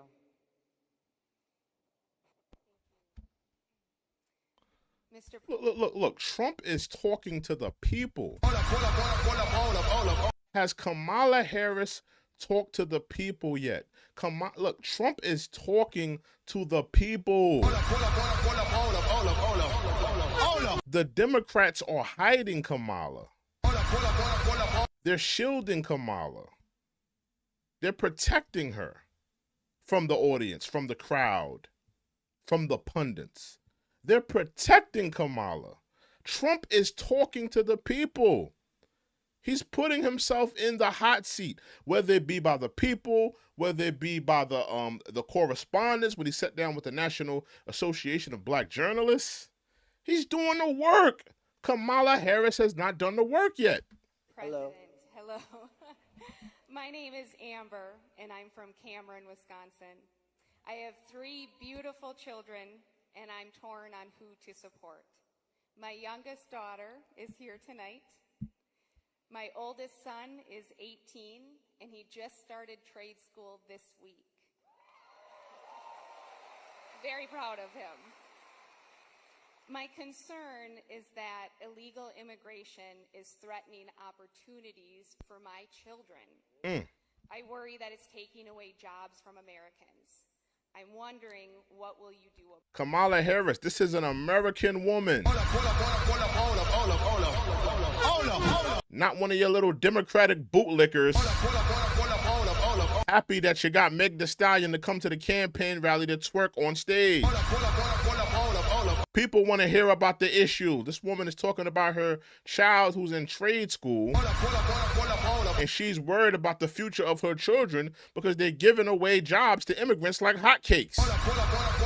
They're giving immigrants loans for home ownership. She's worried about the future of her children.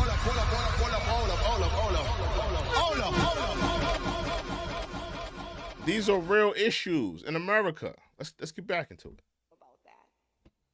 All right, well, it's great. I think I'll stand up and... Do you mind if I turn around? Thank you, Amber, very much. And you're right. I'll tell you, we have the people that I'm talking about.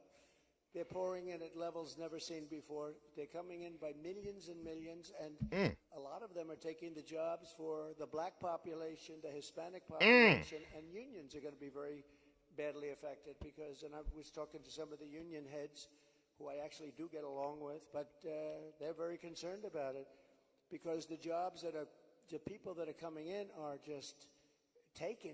And it's going to start with the black population. African Americans are losing their jobs. And I don't know if you heard the latest statistic that of the jobs that these people created, which is very little, every single job was taken, about 107%, was taken by illegal immigrants. There's been no job creation from them. The jobs were filled by illegal immigrants. With all of that being said, I want to give you a very positive answer. We're going to win this election. We're going to turn this country around. We're going to become an unbelievable growth country. Now, Trump, listen, I like what you said there. Or at least some of it. But Trump, you know, you have to give people, you know, some things that you're going to do, Trump. You know, what you're saying, it's a lot of scare tactics in what Trump's saying. They're going to take the black people's jobs and this, that, and that. Okay, Trump, I agree with you. I agree that the immigrant class is weakening America. It's weakening the black vote. It's weakening America as a whole. But you're going to have to tell us what exactly you are going to do to fix these issues. He's going to have to get more into that bag when he talks about, because, you know, he talks about these things, but he doesn't necessarily give you you know, the plan, the blueprint plan to fix these things, you know. And your boy is going to have the greatest job, and you want to have a lot of choice with jobs. You know, you want them to go up, and they get up, and they it's hard to believe I have that the way I get treated, but I look forward to every day, because we're going to make America great again. So I really do. I look forward to it. That's right. But we're going to create a lot of jobs. We're going to create. Does he want to stay here? Or does he want to go to a different state or anything? Yeah, someplace in the Midwest. But this is a good place to stay, right? Wisconsin. So we'll be creating tremendous jobs for our country, and we're also turning away. You know, we're going to be closing the border, really closing it. By the way, did you see? So Kamala was for defunding the police. She was for open borders. She was for everything that you're not against. I could go through 14 different. She's changed on every single one of them. In fact, I think we should see the man in the red hat and the beautiful woman in the red hat says, "Make America Great Again." Perhaps we should give Kamala a "Make America Great Again" hat, right? But the problem is, that's not her belief. Her belief is open borders. Her belief is getting rid of Social Security. Her belief is doing all of these plans, like for health insurance, where you have one big government-run mess. And if you have private plans, a lot of the people in this room have private plans. They're incredible plans. They worked hard to get those plans, and that's what they want. I'll be right back, yo. I'll be right back. All right? Really Right back. Communist type of government. And I just saw her, Tulsi, she was sitting behind a desk doing this interview. And I said, "Dana Bash, you could make yourself big tonight. All you have to do is be fair." I haven't seen the questions, but they gave out a sample. In fact, she's going to be on later on tonight with a taped. It was a taped. We're doing it live. Why are we doing it live and she's doing it taped? But that's right. He's real. But she was sitting behind that desk, this massive desk, and she didn't look like a leader to me, I'll be honest. I don't see her negotiating with President Xi of China. I don't see her with Kim Jong-un like we did with Kim Jong-un. So we're going to have to see what happens.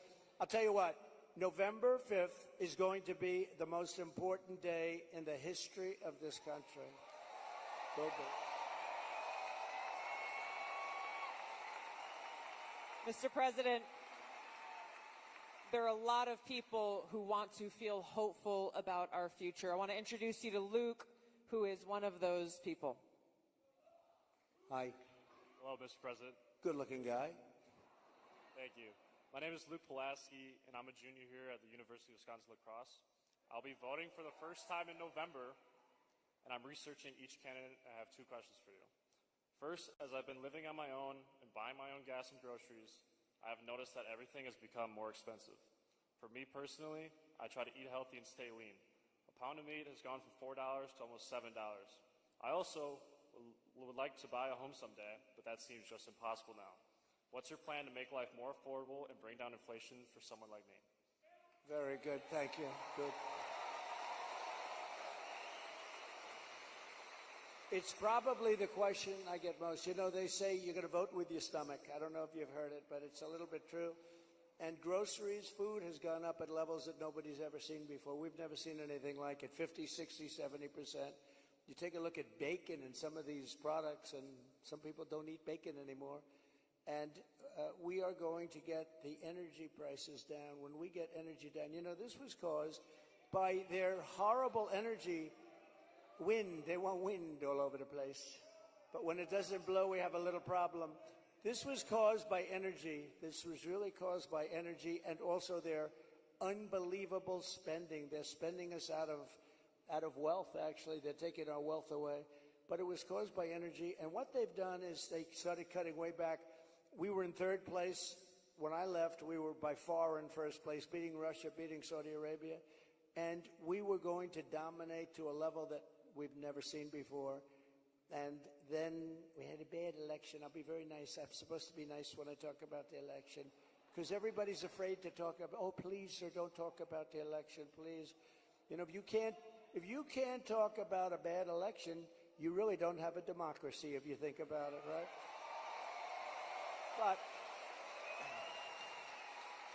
But what they did, Tulsi, is they took back the oil production.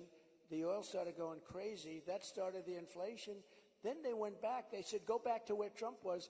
The problem is that we would have been 3 times that level right now. We would have been so dominant over Russia and Saudi Arabia. Look, Saudi Arabia, Russia, a lot of oil. We would have had more. You know, we had something in Alaska, Anwar. Okay, we're back. I created. I mean, Ronald Reagan wanted it. You remember? Ronald Reagan wanted it. They all wanted it. And I got it approved. Nobody was able to get it approved. I got it approved. And the first week in office, they turned it back. They said, no, it's the biggest site possibly in the world. Could be bigger than Saudi Arabia. Well, we're going to start that up. We're going to become the energy capital of the world. We're going to pay down our debt, and we're going to reduce your taxes still further. And your groceries are going to come tumbling down, and your interest rates are going to be tumbling down. And then you're going to go out, you're going to buy a beautiful house, okay? You're going to buy a beautiful house. That's called the American dream. The American dream. Thank you. Mr. President, I want to ask you a question about national security, but first I think it's important to point out what Luke is talking about, the cost of groceries, the cost of gas, the cost of housing, mortgages, rent, everything has gone up. Kamala Harris's plan that she has announced is government price controls. And I think it's important to touch on, you just laid out your plan. What's going to happen if Kamala Harris institutes price controls? So that's a communist plan. It's never worked. And it's been tried by others. Believe it or not, Richard Nixon tried it. A lot of people tried it. It's been tried many times, and it always leads to the same failure. Tremendous inflation, lack of product. You don't have anything. The stores are not stocked. It has never worked. It's called control. They want control. And, you know, it's been so often. And everybody that comes in, they say it. It sort of sounds great. We're going to go price control. Actually, when she announced it, she got absolutely slaughtered by even Democrats because it doesn't work. It's a known loser. So now she doesn't talk about it. Do you notice she... I agree. You know, the price control thing, it's not going to work. It's not going to work. The price control of groceries is not going to work. It's not a good idea. It's not a good plan. It's not going to work for America. We live in America. This is a capitalist society. We don't need governmental control on a stick of butter, on a loaf of bread, or some tangerines. We don't need that. We don't need that. Like, where are we headed as a damn country? Or what are we turning into? Of Russia? What are we turning? North Korea? Like, what are we turning into?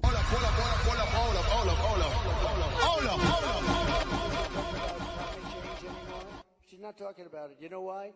Because people don't want to hear it. They want to live a good life. They want to live a life. They don't want to stop your industry with climate change. They used to call it different things, global warming. Remember, that wasn't working because it was getting a little bit cooler. So they said, what are we going to do? We'll call it global cooling. No. So they came up with the words climate change because that takes care of everything. Climate change. The climate's changing, But according to them, we're all going to be gone in about, what do we have, 3 years left? They had 12 years, remember? So in about 3 years, let me tell you, we do have a problem, though. It's climate change, but a different kind of climate change. It's cool. I got to be honest with you guys. Trump, you sound absolutely nutty denying that climate change is real. Climate change is real, Donald Trump. Hold up.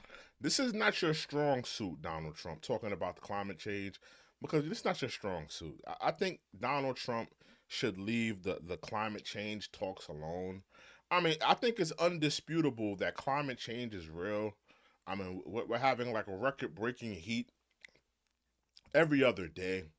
Climate change is real, Donald Trump. Let's not act like it's not real. You know, I think he needs to get away from the climate change, dialogue. He needs to just focus on the inflation, creating jobs. That's what people have on their minds today.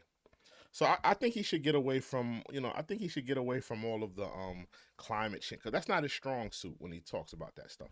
Called nuclear global warming. We can say that's global warming. And if we don't have a smart president, you have 5 nations now with pretty massive nuclear power. Some have very massive, including us and Russia. China's behind, way behind, but within 4 or 5 years they'll catch up. And we don't want them to catch up. Look, the biggest problem, in my opinion, our country has, the biggest problem the world has, is nuclear weapons. They are a destructive force, the likes of which nobody has ever seen before, and we have to make sure they're never used. We have to make sure it's not going to happen. You're exactly right. You brought up Ronald Reagan already. Ronald Reagan famously said, "A nuclear war can never be won and should never be fought." And I think it's interesting you talked about climate change, Mr. President. The Democrats and Kamala Harris, they were quick to talk about how climate change is an existential threat. But what they're not talking about is the existential threat of nuclear war and World War III, which is exactly where we sit today because of the warmongers and their puppets, Joe Biden and Kamala Harris. And they don't want to talk about it because the consequence of where they have taken all of us as the American people and the world is economic hardship around the world, a destruction of our economic well-being, and an annihilation of humanity, our families, our kids, our communities around the world. There was a recent poll that YouGov did that pointed out over 60% of Americans feel that World War III and nuclear war is going to happen within 5 to 10 years. And when I heard that, I felt so sad, because they're at a point where they feel like this outcome, the annihilation of the world, is inevitable. So I wanted to ask you about this, because it's important that people understand what kind of leadership you bring, what you will do to stop this slide towards nuclear war and World War III, so that we can feel hopeful again. We got 78 people in the building. I need you to hit that like button.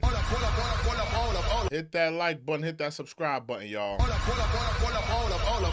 Again, we got 78 people in the building. I need y'all to hit that like button right now.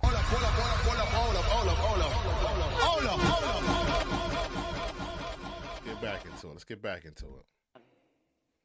Well, thank you. And if you want to be a part of the dialogue, you want to be a part of the discussion, please put it in the super chat. We put respect on the donors. We put respect on the super chatters. We read all donations on this channel. Let's get back into it, though. So, Viktor Orban, a very strong leader from Hungary, Prime Minister of Hungary, they asked him recently about what's the problem in the world. A few years ago, during my time, we had we didn't have Israel being attacked. We didn't have Russia attacking Ukraine. And they asked him, why is it so bad now? The Middle East is on fire.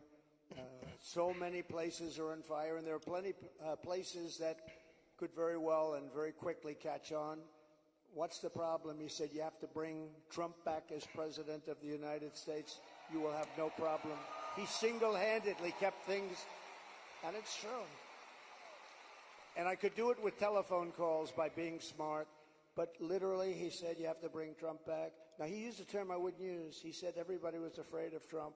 You know who was afraid of Trump? They said China was afraid of Trump. Russia was afraid of Trump. They were all, and I don't want to say that. I will say this. They respected me and they respected our nation. They don't respect our nation anymore. They don't respect our nation anymore. Think of it. What would the world be like if Russia didn't do what they did, and they would have never done it? I used to speak to Putin about it. I had a very good relationship. No chance. You know what happened, I think, Afghanistan, when he saw the horrible leadership that we displayed in Afghanistan, I think he said, wow, this is a time to go in, because I wasn't there. He would have never done it if I was president, and Israel would have never been attacked. Think of it. What would this world be like? You wouldn't have had that disaster. And it wasn't leaving Afghanistan. And they should have kept Bagram. That's a big air base. It's 1 hour away from where China makes its nuclear weapons. They didn't keep it. You know who occupies it now, Tulsi? China occupies it. So we China. have, if you have the Why does Trump always say China like that? He always says China like that. right president, and we don't right now. Right now, do we even have a president? He just came in. Think of it. He just came in from wherever the hell he went. You know, there was a coup. Tanner Whitehead says, what do I think about open borders? I think open borders is not a good thing. I think that we don't need open borders. The reality is that we all can't go to America. Everybody can't come to America. We all can't go to China. We all can't go to Dubai. We all can't go to Russia. We all can't go to a lot of these countries. So, you know, America's no different. You know, immigrants can't just swarm this country. You know, I mean, you know, it's depleting our healthcare system. It's depleting our, you know, resources we could be giving to homeless or disenfranchised people. It's hurting. It's crippling us as a nation. New York is giving $5 billion to the immigrant crisis. Think about that. $5 billion. That could be going to schooling. That could be going to housing. That could be going to the homeless issue. $5 billion alone spent on immigrants. This is where we are headed as a country if we don't start to clean up and start thinking about, you know, people that are our citizens, and we have to go back to putting our citizens first. So yeah, I'm not a supporter of open borders. Let's continue though. He just doesn't know it yet. But there was a coup. How about that? He got 14. I'm not a fan of his. He was the worst president. But think of this. He got 14 million votes. She was the first one to leave, you know. Kamala was the first one to quit.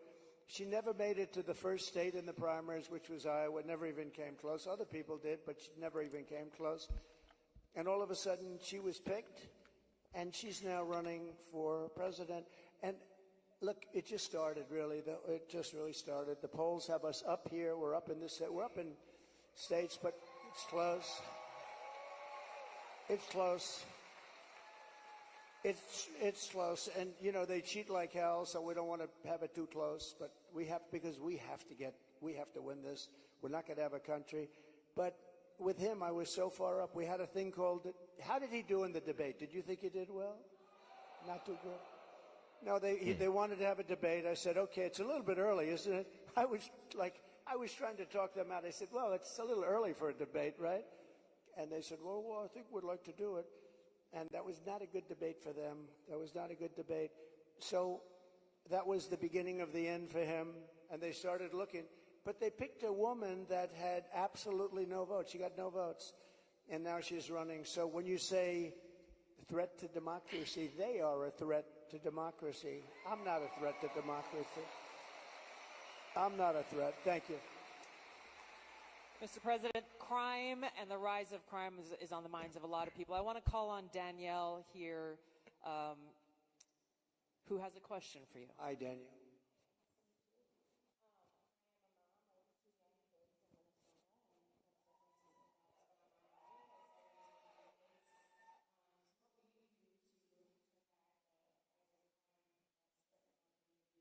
Well, you need, and you get a lot of those questions from Minnesota. But you get a lot of those questions because Minnesota, I mean, they picked this guy.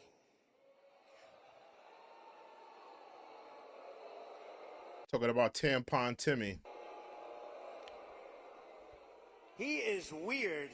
Right? He's weird. I'm not weird. He's weird. Fire! Fire! Fire! Fire! He's a weird guy. He's a weird dude. You know, see, they come up with sound bites. They always have sound bites. And one of the things is that JD and I are weird. That guy is so straight. JD is so, he's doing a great job. Smart. Top student. Great guy. And he's not weird, and I'm not weird. I mean, we're a lot of things. We're not weird, I will tell you. But that guy is weird, don't you think? You know, he signed for, and this is, who would think that this is? Yeah, we got 72 people in here, and we only got 32 likes. I need y'all to hit that like button, y'all.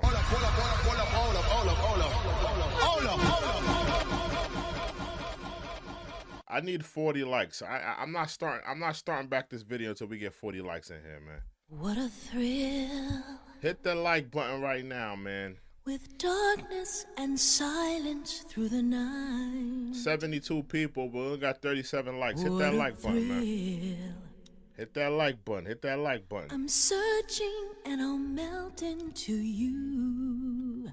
I'm not starting this video until we get 40 likes in the building. Hit that like button right now. What a thrill. Hit that like button, man. I'm not playing around with y'all, man. With darkness and silence through the night. Hit that like button. Hit that subscribe button. What a thrill.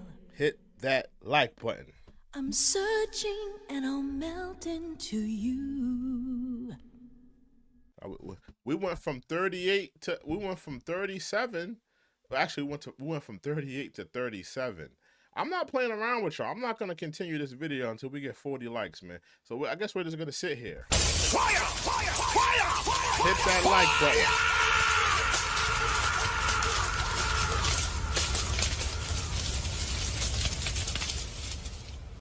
Salute to the Raven. He said just liked. Okay, salute to him. Yeah, hit that like button, man. We got 60. Okay, we got 52 people. Okay, all right. We got 40. All right, we got 40 likes. All right. Was that hard to do?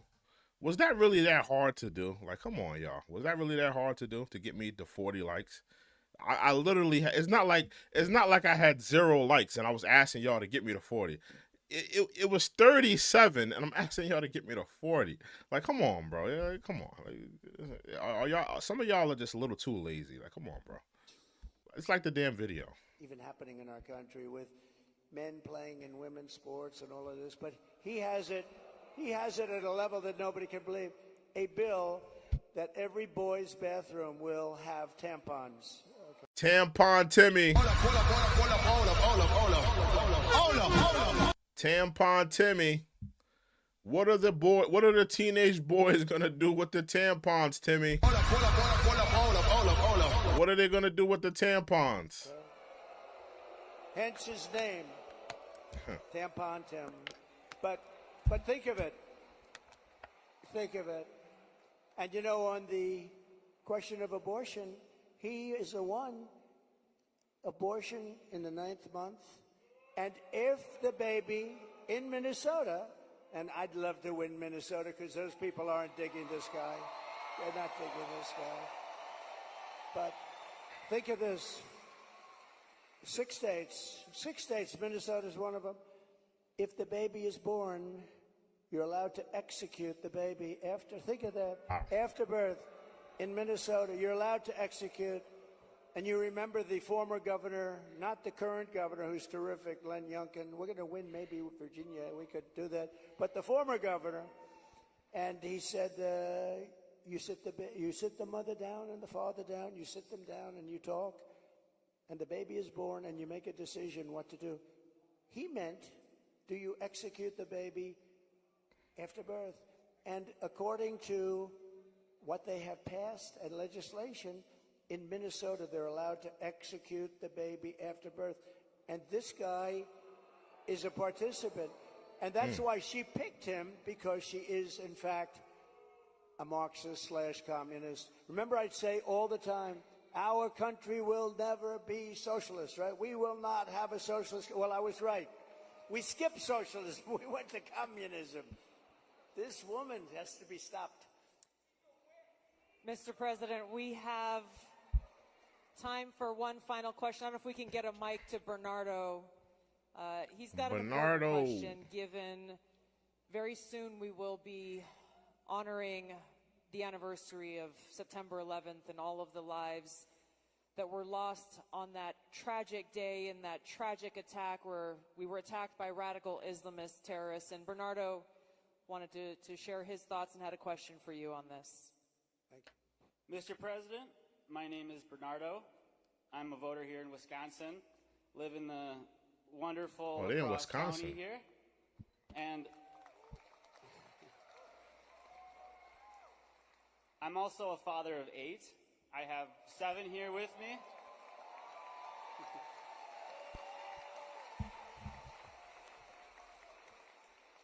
And it's the anniversary of 9/11 is coming up. I'm concerned that we're more vulnerable now than ever. And we have a Democrat nominee who doesn't even want to say the words, says we shouldn't say the words, radical Islamic terror. How are we going to protect America from a terrorist attack? First of all, it's a great question. And, you know, we have radical Islamists pouring into our country along with everybody else right now. They're coming in at levels that nobody's ever seen before. We kept them out. We had 1 year where Border Patrol put down, it was, I believe, 2019, where they, and I don't believe this, I don't believe it's right, but I'll take it. They said 0 came in 20, that was my term, 0. Now we have thousands. We got a lot of Kamala sexuals in the building tonight. I see you. Kamala Harris supporters, what are your pronouns? I want to know. Kamala Harris supporters, what are your pronouns? I want to know. Do you identify as a party of 5? Maybe you identify as a refrigerator. Maybe you identify as a Kia, Honda Civic. Maybe you identify as Optimus Prime. Get your pronouns ready. Get your pronouns ready. Kamala Harris, what are your pronouns? Just let me know. I'd like to say that was true. It's probably not, because I can't imagine that. But we were very tough on that. Now they have thousands and thousands coming in, along with the prisoners and along with the crime. And remember, a lot of these countries like Venezuela, their crime is way down because they've moved their criminals into our country. It's not even believable. But your question on Islamists and all of the jihad and all of the things that they talk about, they have to respect your country. They have to respect your leader. You know, I had no radical Islam crime for 4 years, and I didn't want to talk about it. I wanted to, I talked about it after, but I didn't want to talk about it during. I don't want to say like, I had absolutely, and the next day you get hit. But we had none, 4 years of it, because they respected your president, they respected your country, and we have to bring back that level of respect, and we're going to do it, we're going to do it. And we're not letting the wrong people into our country. Okay, thank you very much. Great question.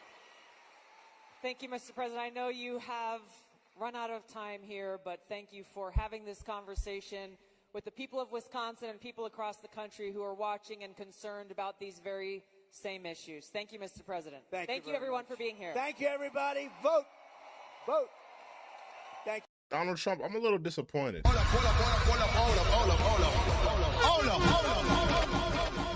Donald Trump, I'm a little disappointed, bro. You made us wait for how long for this town hall to start? You started this town hall on CP time. You started the town hall discussion on CP time, that's colored people time. And then you took a few questions and now you're out of here? Come on, Donald Trump. Come on. I'm a little disappointed. I'm a little disappointed. I wanted him to take more questions.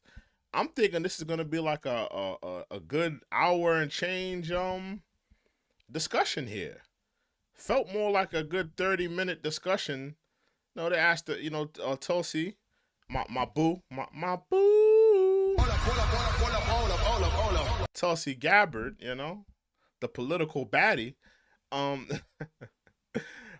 She asked a few questions and, took a few questions in the crowd, but I mean, I didn't feel like they got to the meat into the potatoes of what was going on here. I wanted more questions from the people. Fire! Fire! Fire! Fire! Fire!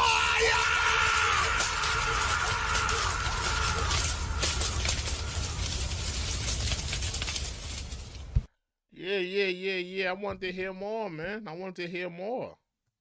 I felt like, I'm old to hear more. I feel like I wanted to hear more, more of a discussion here. But it is what it is. How did y'all feel about the town hall? We watched the whole town hall.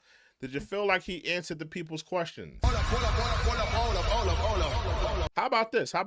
Do you feel like Trump could win Wisconsin? Because Tim Walz, he's governor of Wisconsin. They're in Wisconsin right now. Do you feel like Trump could win Wisconsin? Hold up.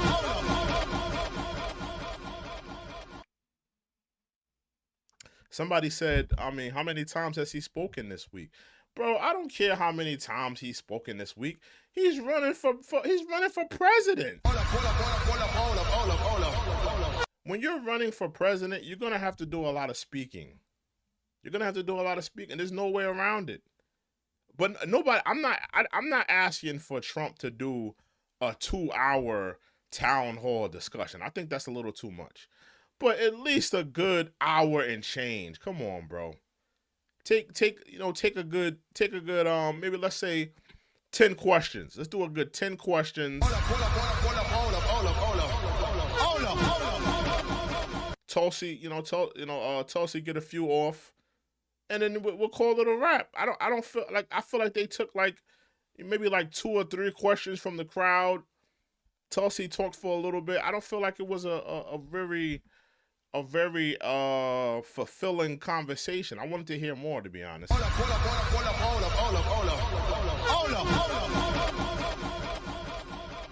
up. Somebody said put him in prison.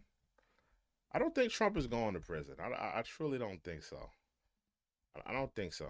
I think that if he was going to go to prison, he would have been in prison by now. Let me see if I can find that Dr. Umar Kamala Harris thing. For some reason, I can't find it. Okay, D.L. Hughley gives Dr. Umar the Negro wake-up call. What? He could never.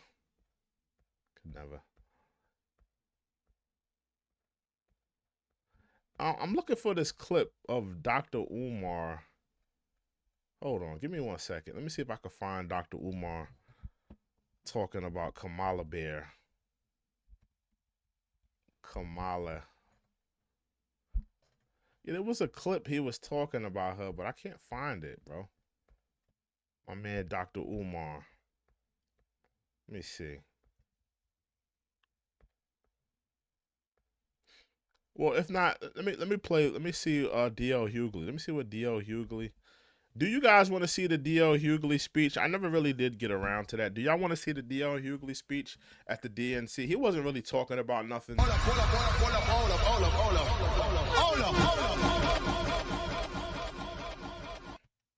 Do y'all want to get to that or nah? Y'all don't want to. Yeah. I don't think y'all want to see D.L. Hughley. He's not important like that. Do a D.L. Hughley discussion. Hold up.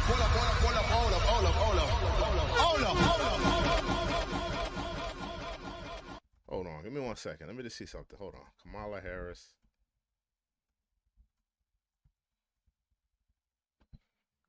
I did see a clip where black people were is this it? Hold on.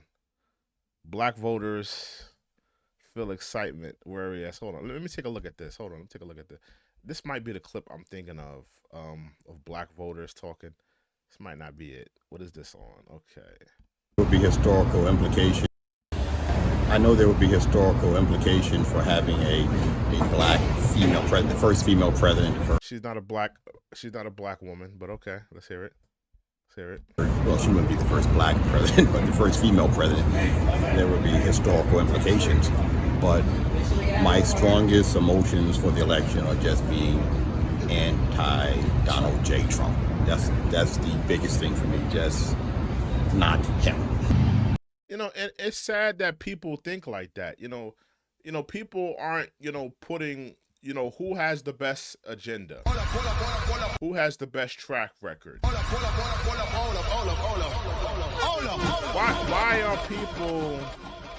Why are people looking at this election as, oh, we got to vote for anybody but Trump? Like, why do we have to be fed that narrative? Why do we have to be fed like it doesn't matter who else is on the opposite side of that boxing ring?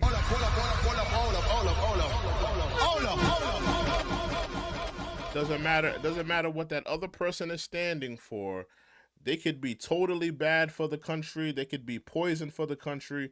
But anybody but Trump. I think that's sad that that's where we are. That's where we are as a country. I think that's sad. Fire! Fire! Fire! Fire!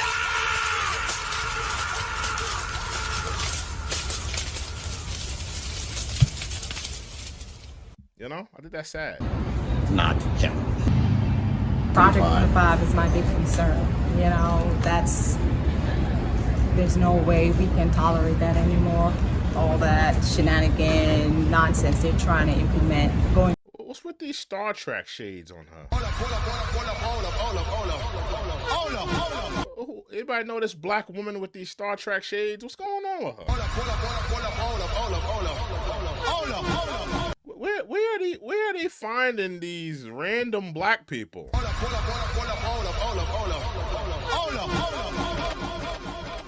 You got the random black dude, and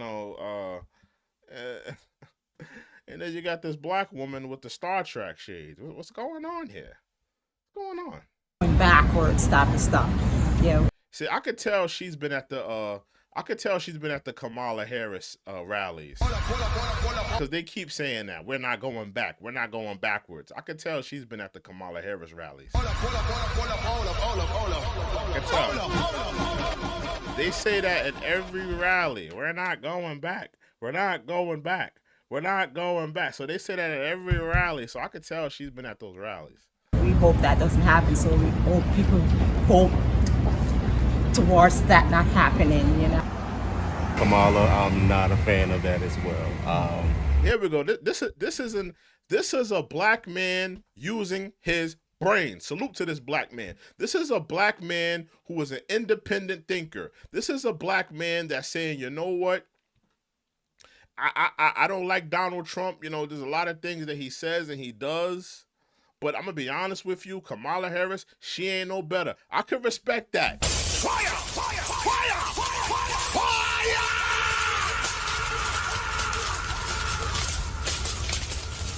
This is a black man saying, you know what? I'm not gonna go around with the mindless sheep that's voting for Kamala Harris.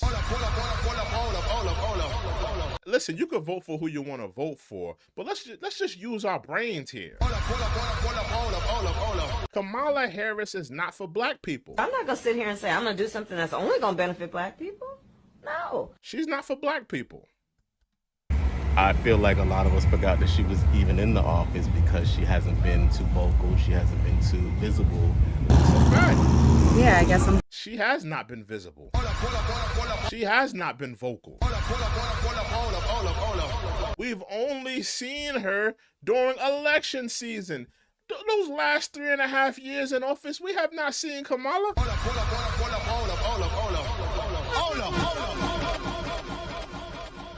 We have not seen this woman. Have y'all seen I have not seen Kamala in the last 3.5 years. She was pushing pencils. She was buying new pantsuits. She has not been in the community doing the work. That's an absolute fact. I'm just a little bit scared as to what things are going to be in the future, how things are going to unfold, and just kind of feeling a little bit discouraged. I think that's probably the best word to use. I know it's interesting. It's just interesting, just to, it shows that, black people are not a monolith. A lot of them aren't falling Because even that last sister, she said she was scared. She said that she wasn't sitting up there singing the praises of Kamala Harris. She said she was scared. Like, she said, yo, like, I'm scared. Like, I'm not really rocking with neither one of these people. I'm kind of scared of where we're going, to be honest with you. I could respect that. Give me 1 second.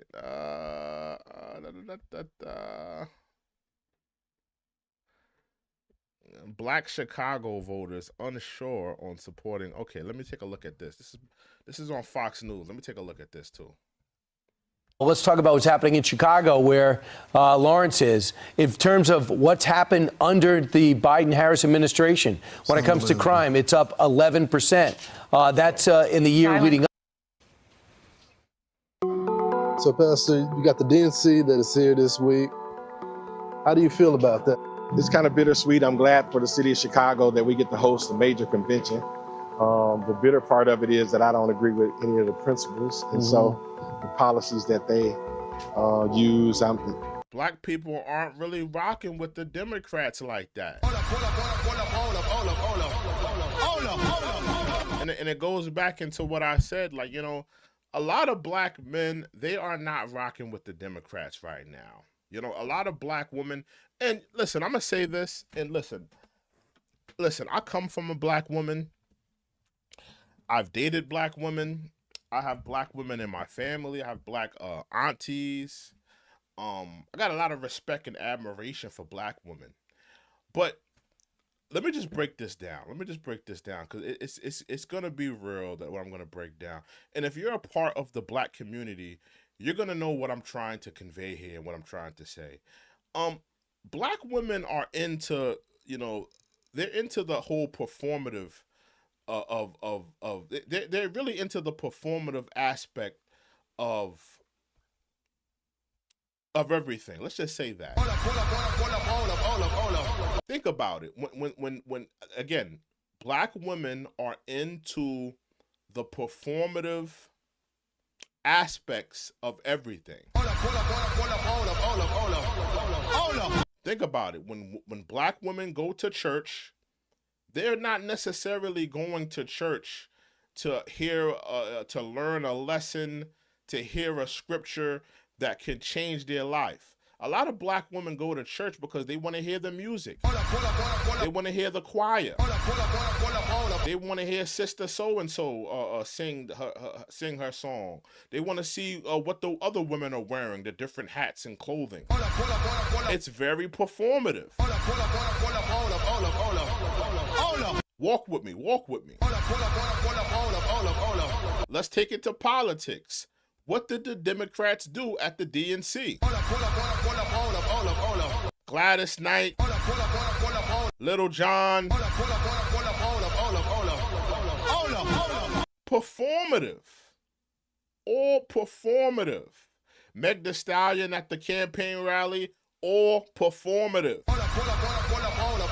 Kamala Harris is not talking to the issues of black women. Kamala Harris isn't talking to the black women directly, making them feel heard, making them feel valued, making sure that they feel, you know, a part of this campaign, part of this presidential race. It's all performative. And, you know, black women, they're into the performative aspects of a lot of different things. And black men kind of see through that. Black men, we're not into the performative aspects. We're not going to church to see what Sister So-and-so is wearing. We ain't going to church just to hear the music. And the music sounds good, but I come here to learn something. I come here to gain something that's going to benefit my life. And then when we look at the rallies, when we look at the DNC, it's like, you know, you guys are up there, you're twerking, you're dancing, you know, you're singing, "We shall overcome." You're singing all of this. But where's the work? Where's the action? Where's the incentivize? Where's the agendas for black people? Fire! Fire! Fire! Fire!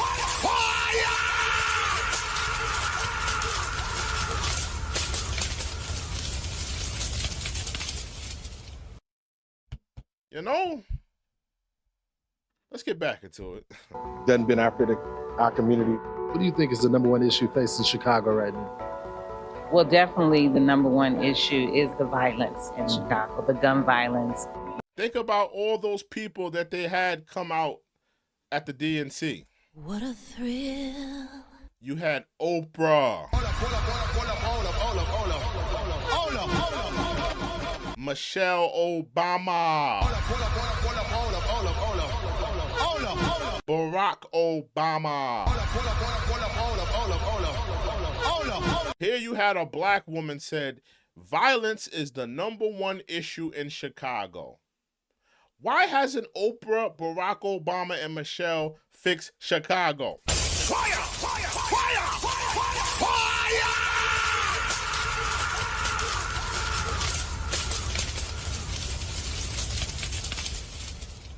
Why haven't they fixed Chicago? Why haven't they worked with the communities? Why haven't they fixed these communities? Why haven't they gone back and give back? So I'm just keeping it real, man. I'm just keeping it real. You know? But that's pretty much all I have to say. I think I pretty much got what I had to say. I mean, this was mainly about the the town hall, but I just want to take a look at, see what the black voters are thinking, see what a lot of these black voters are coming from. Again, if this is your first time here, make sure you like this video, make sure you subscribe to this video.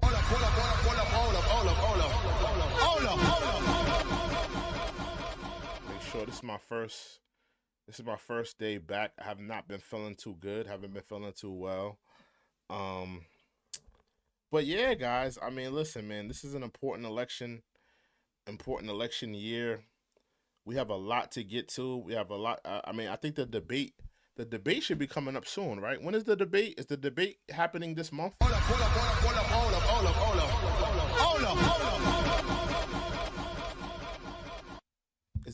up. It's happening in September, right? Yeah, it should be happening in September. Well, listen, we got a lot to get to. Again, if this is your first time here, make sure you like this video. Make sure you subscribe to the channel.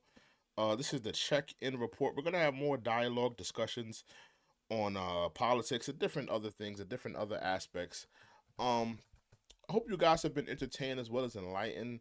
This is the check-in report. Again, God willing, I'll probably do a video tomorrow. We'll see how that works out. But with that being said, man, you guys have a good night, man. We're going to call it a night. Make sure you subscribe to this channel. Make sure you like this video. And with that being said, guys, y'all have a blessed night, man. We are out of here. Y'all have a good night. Toodles.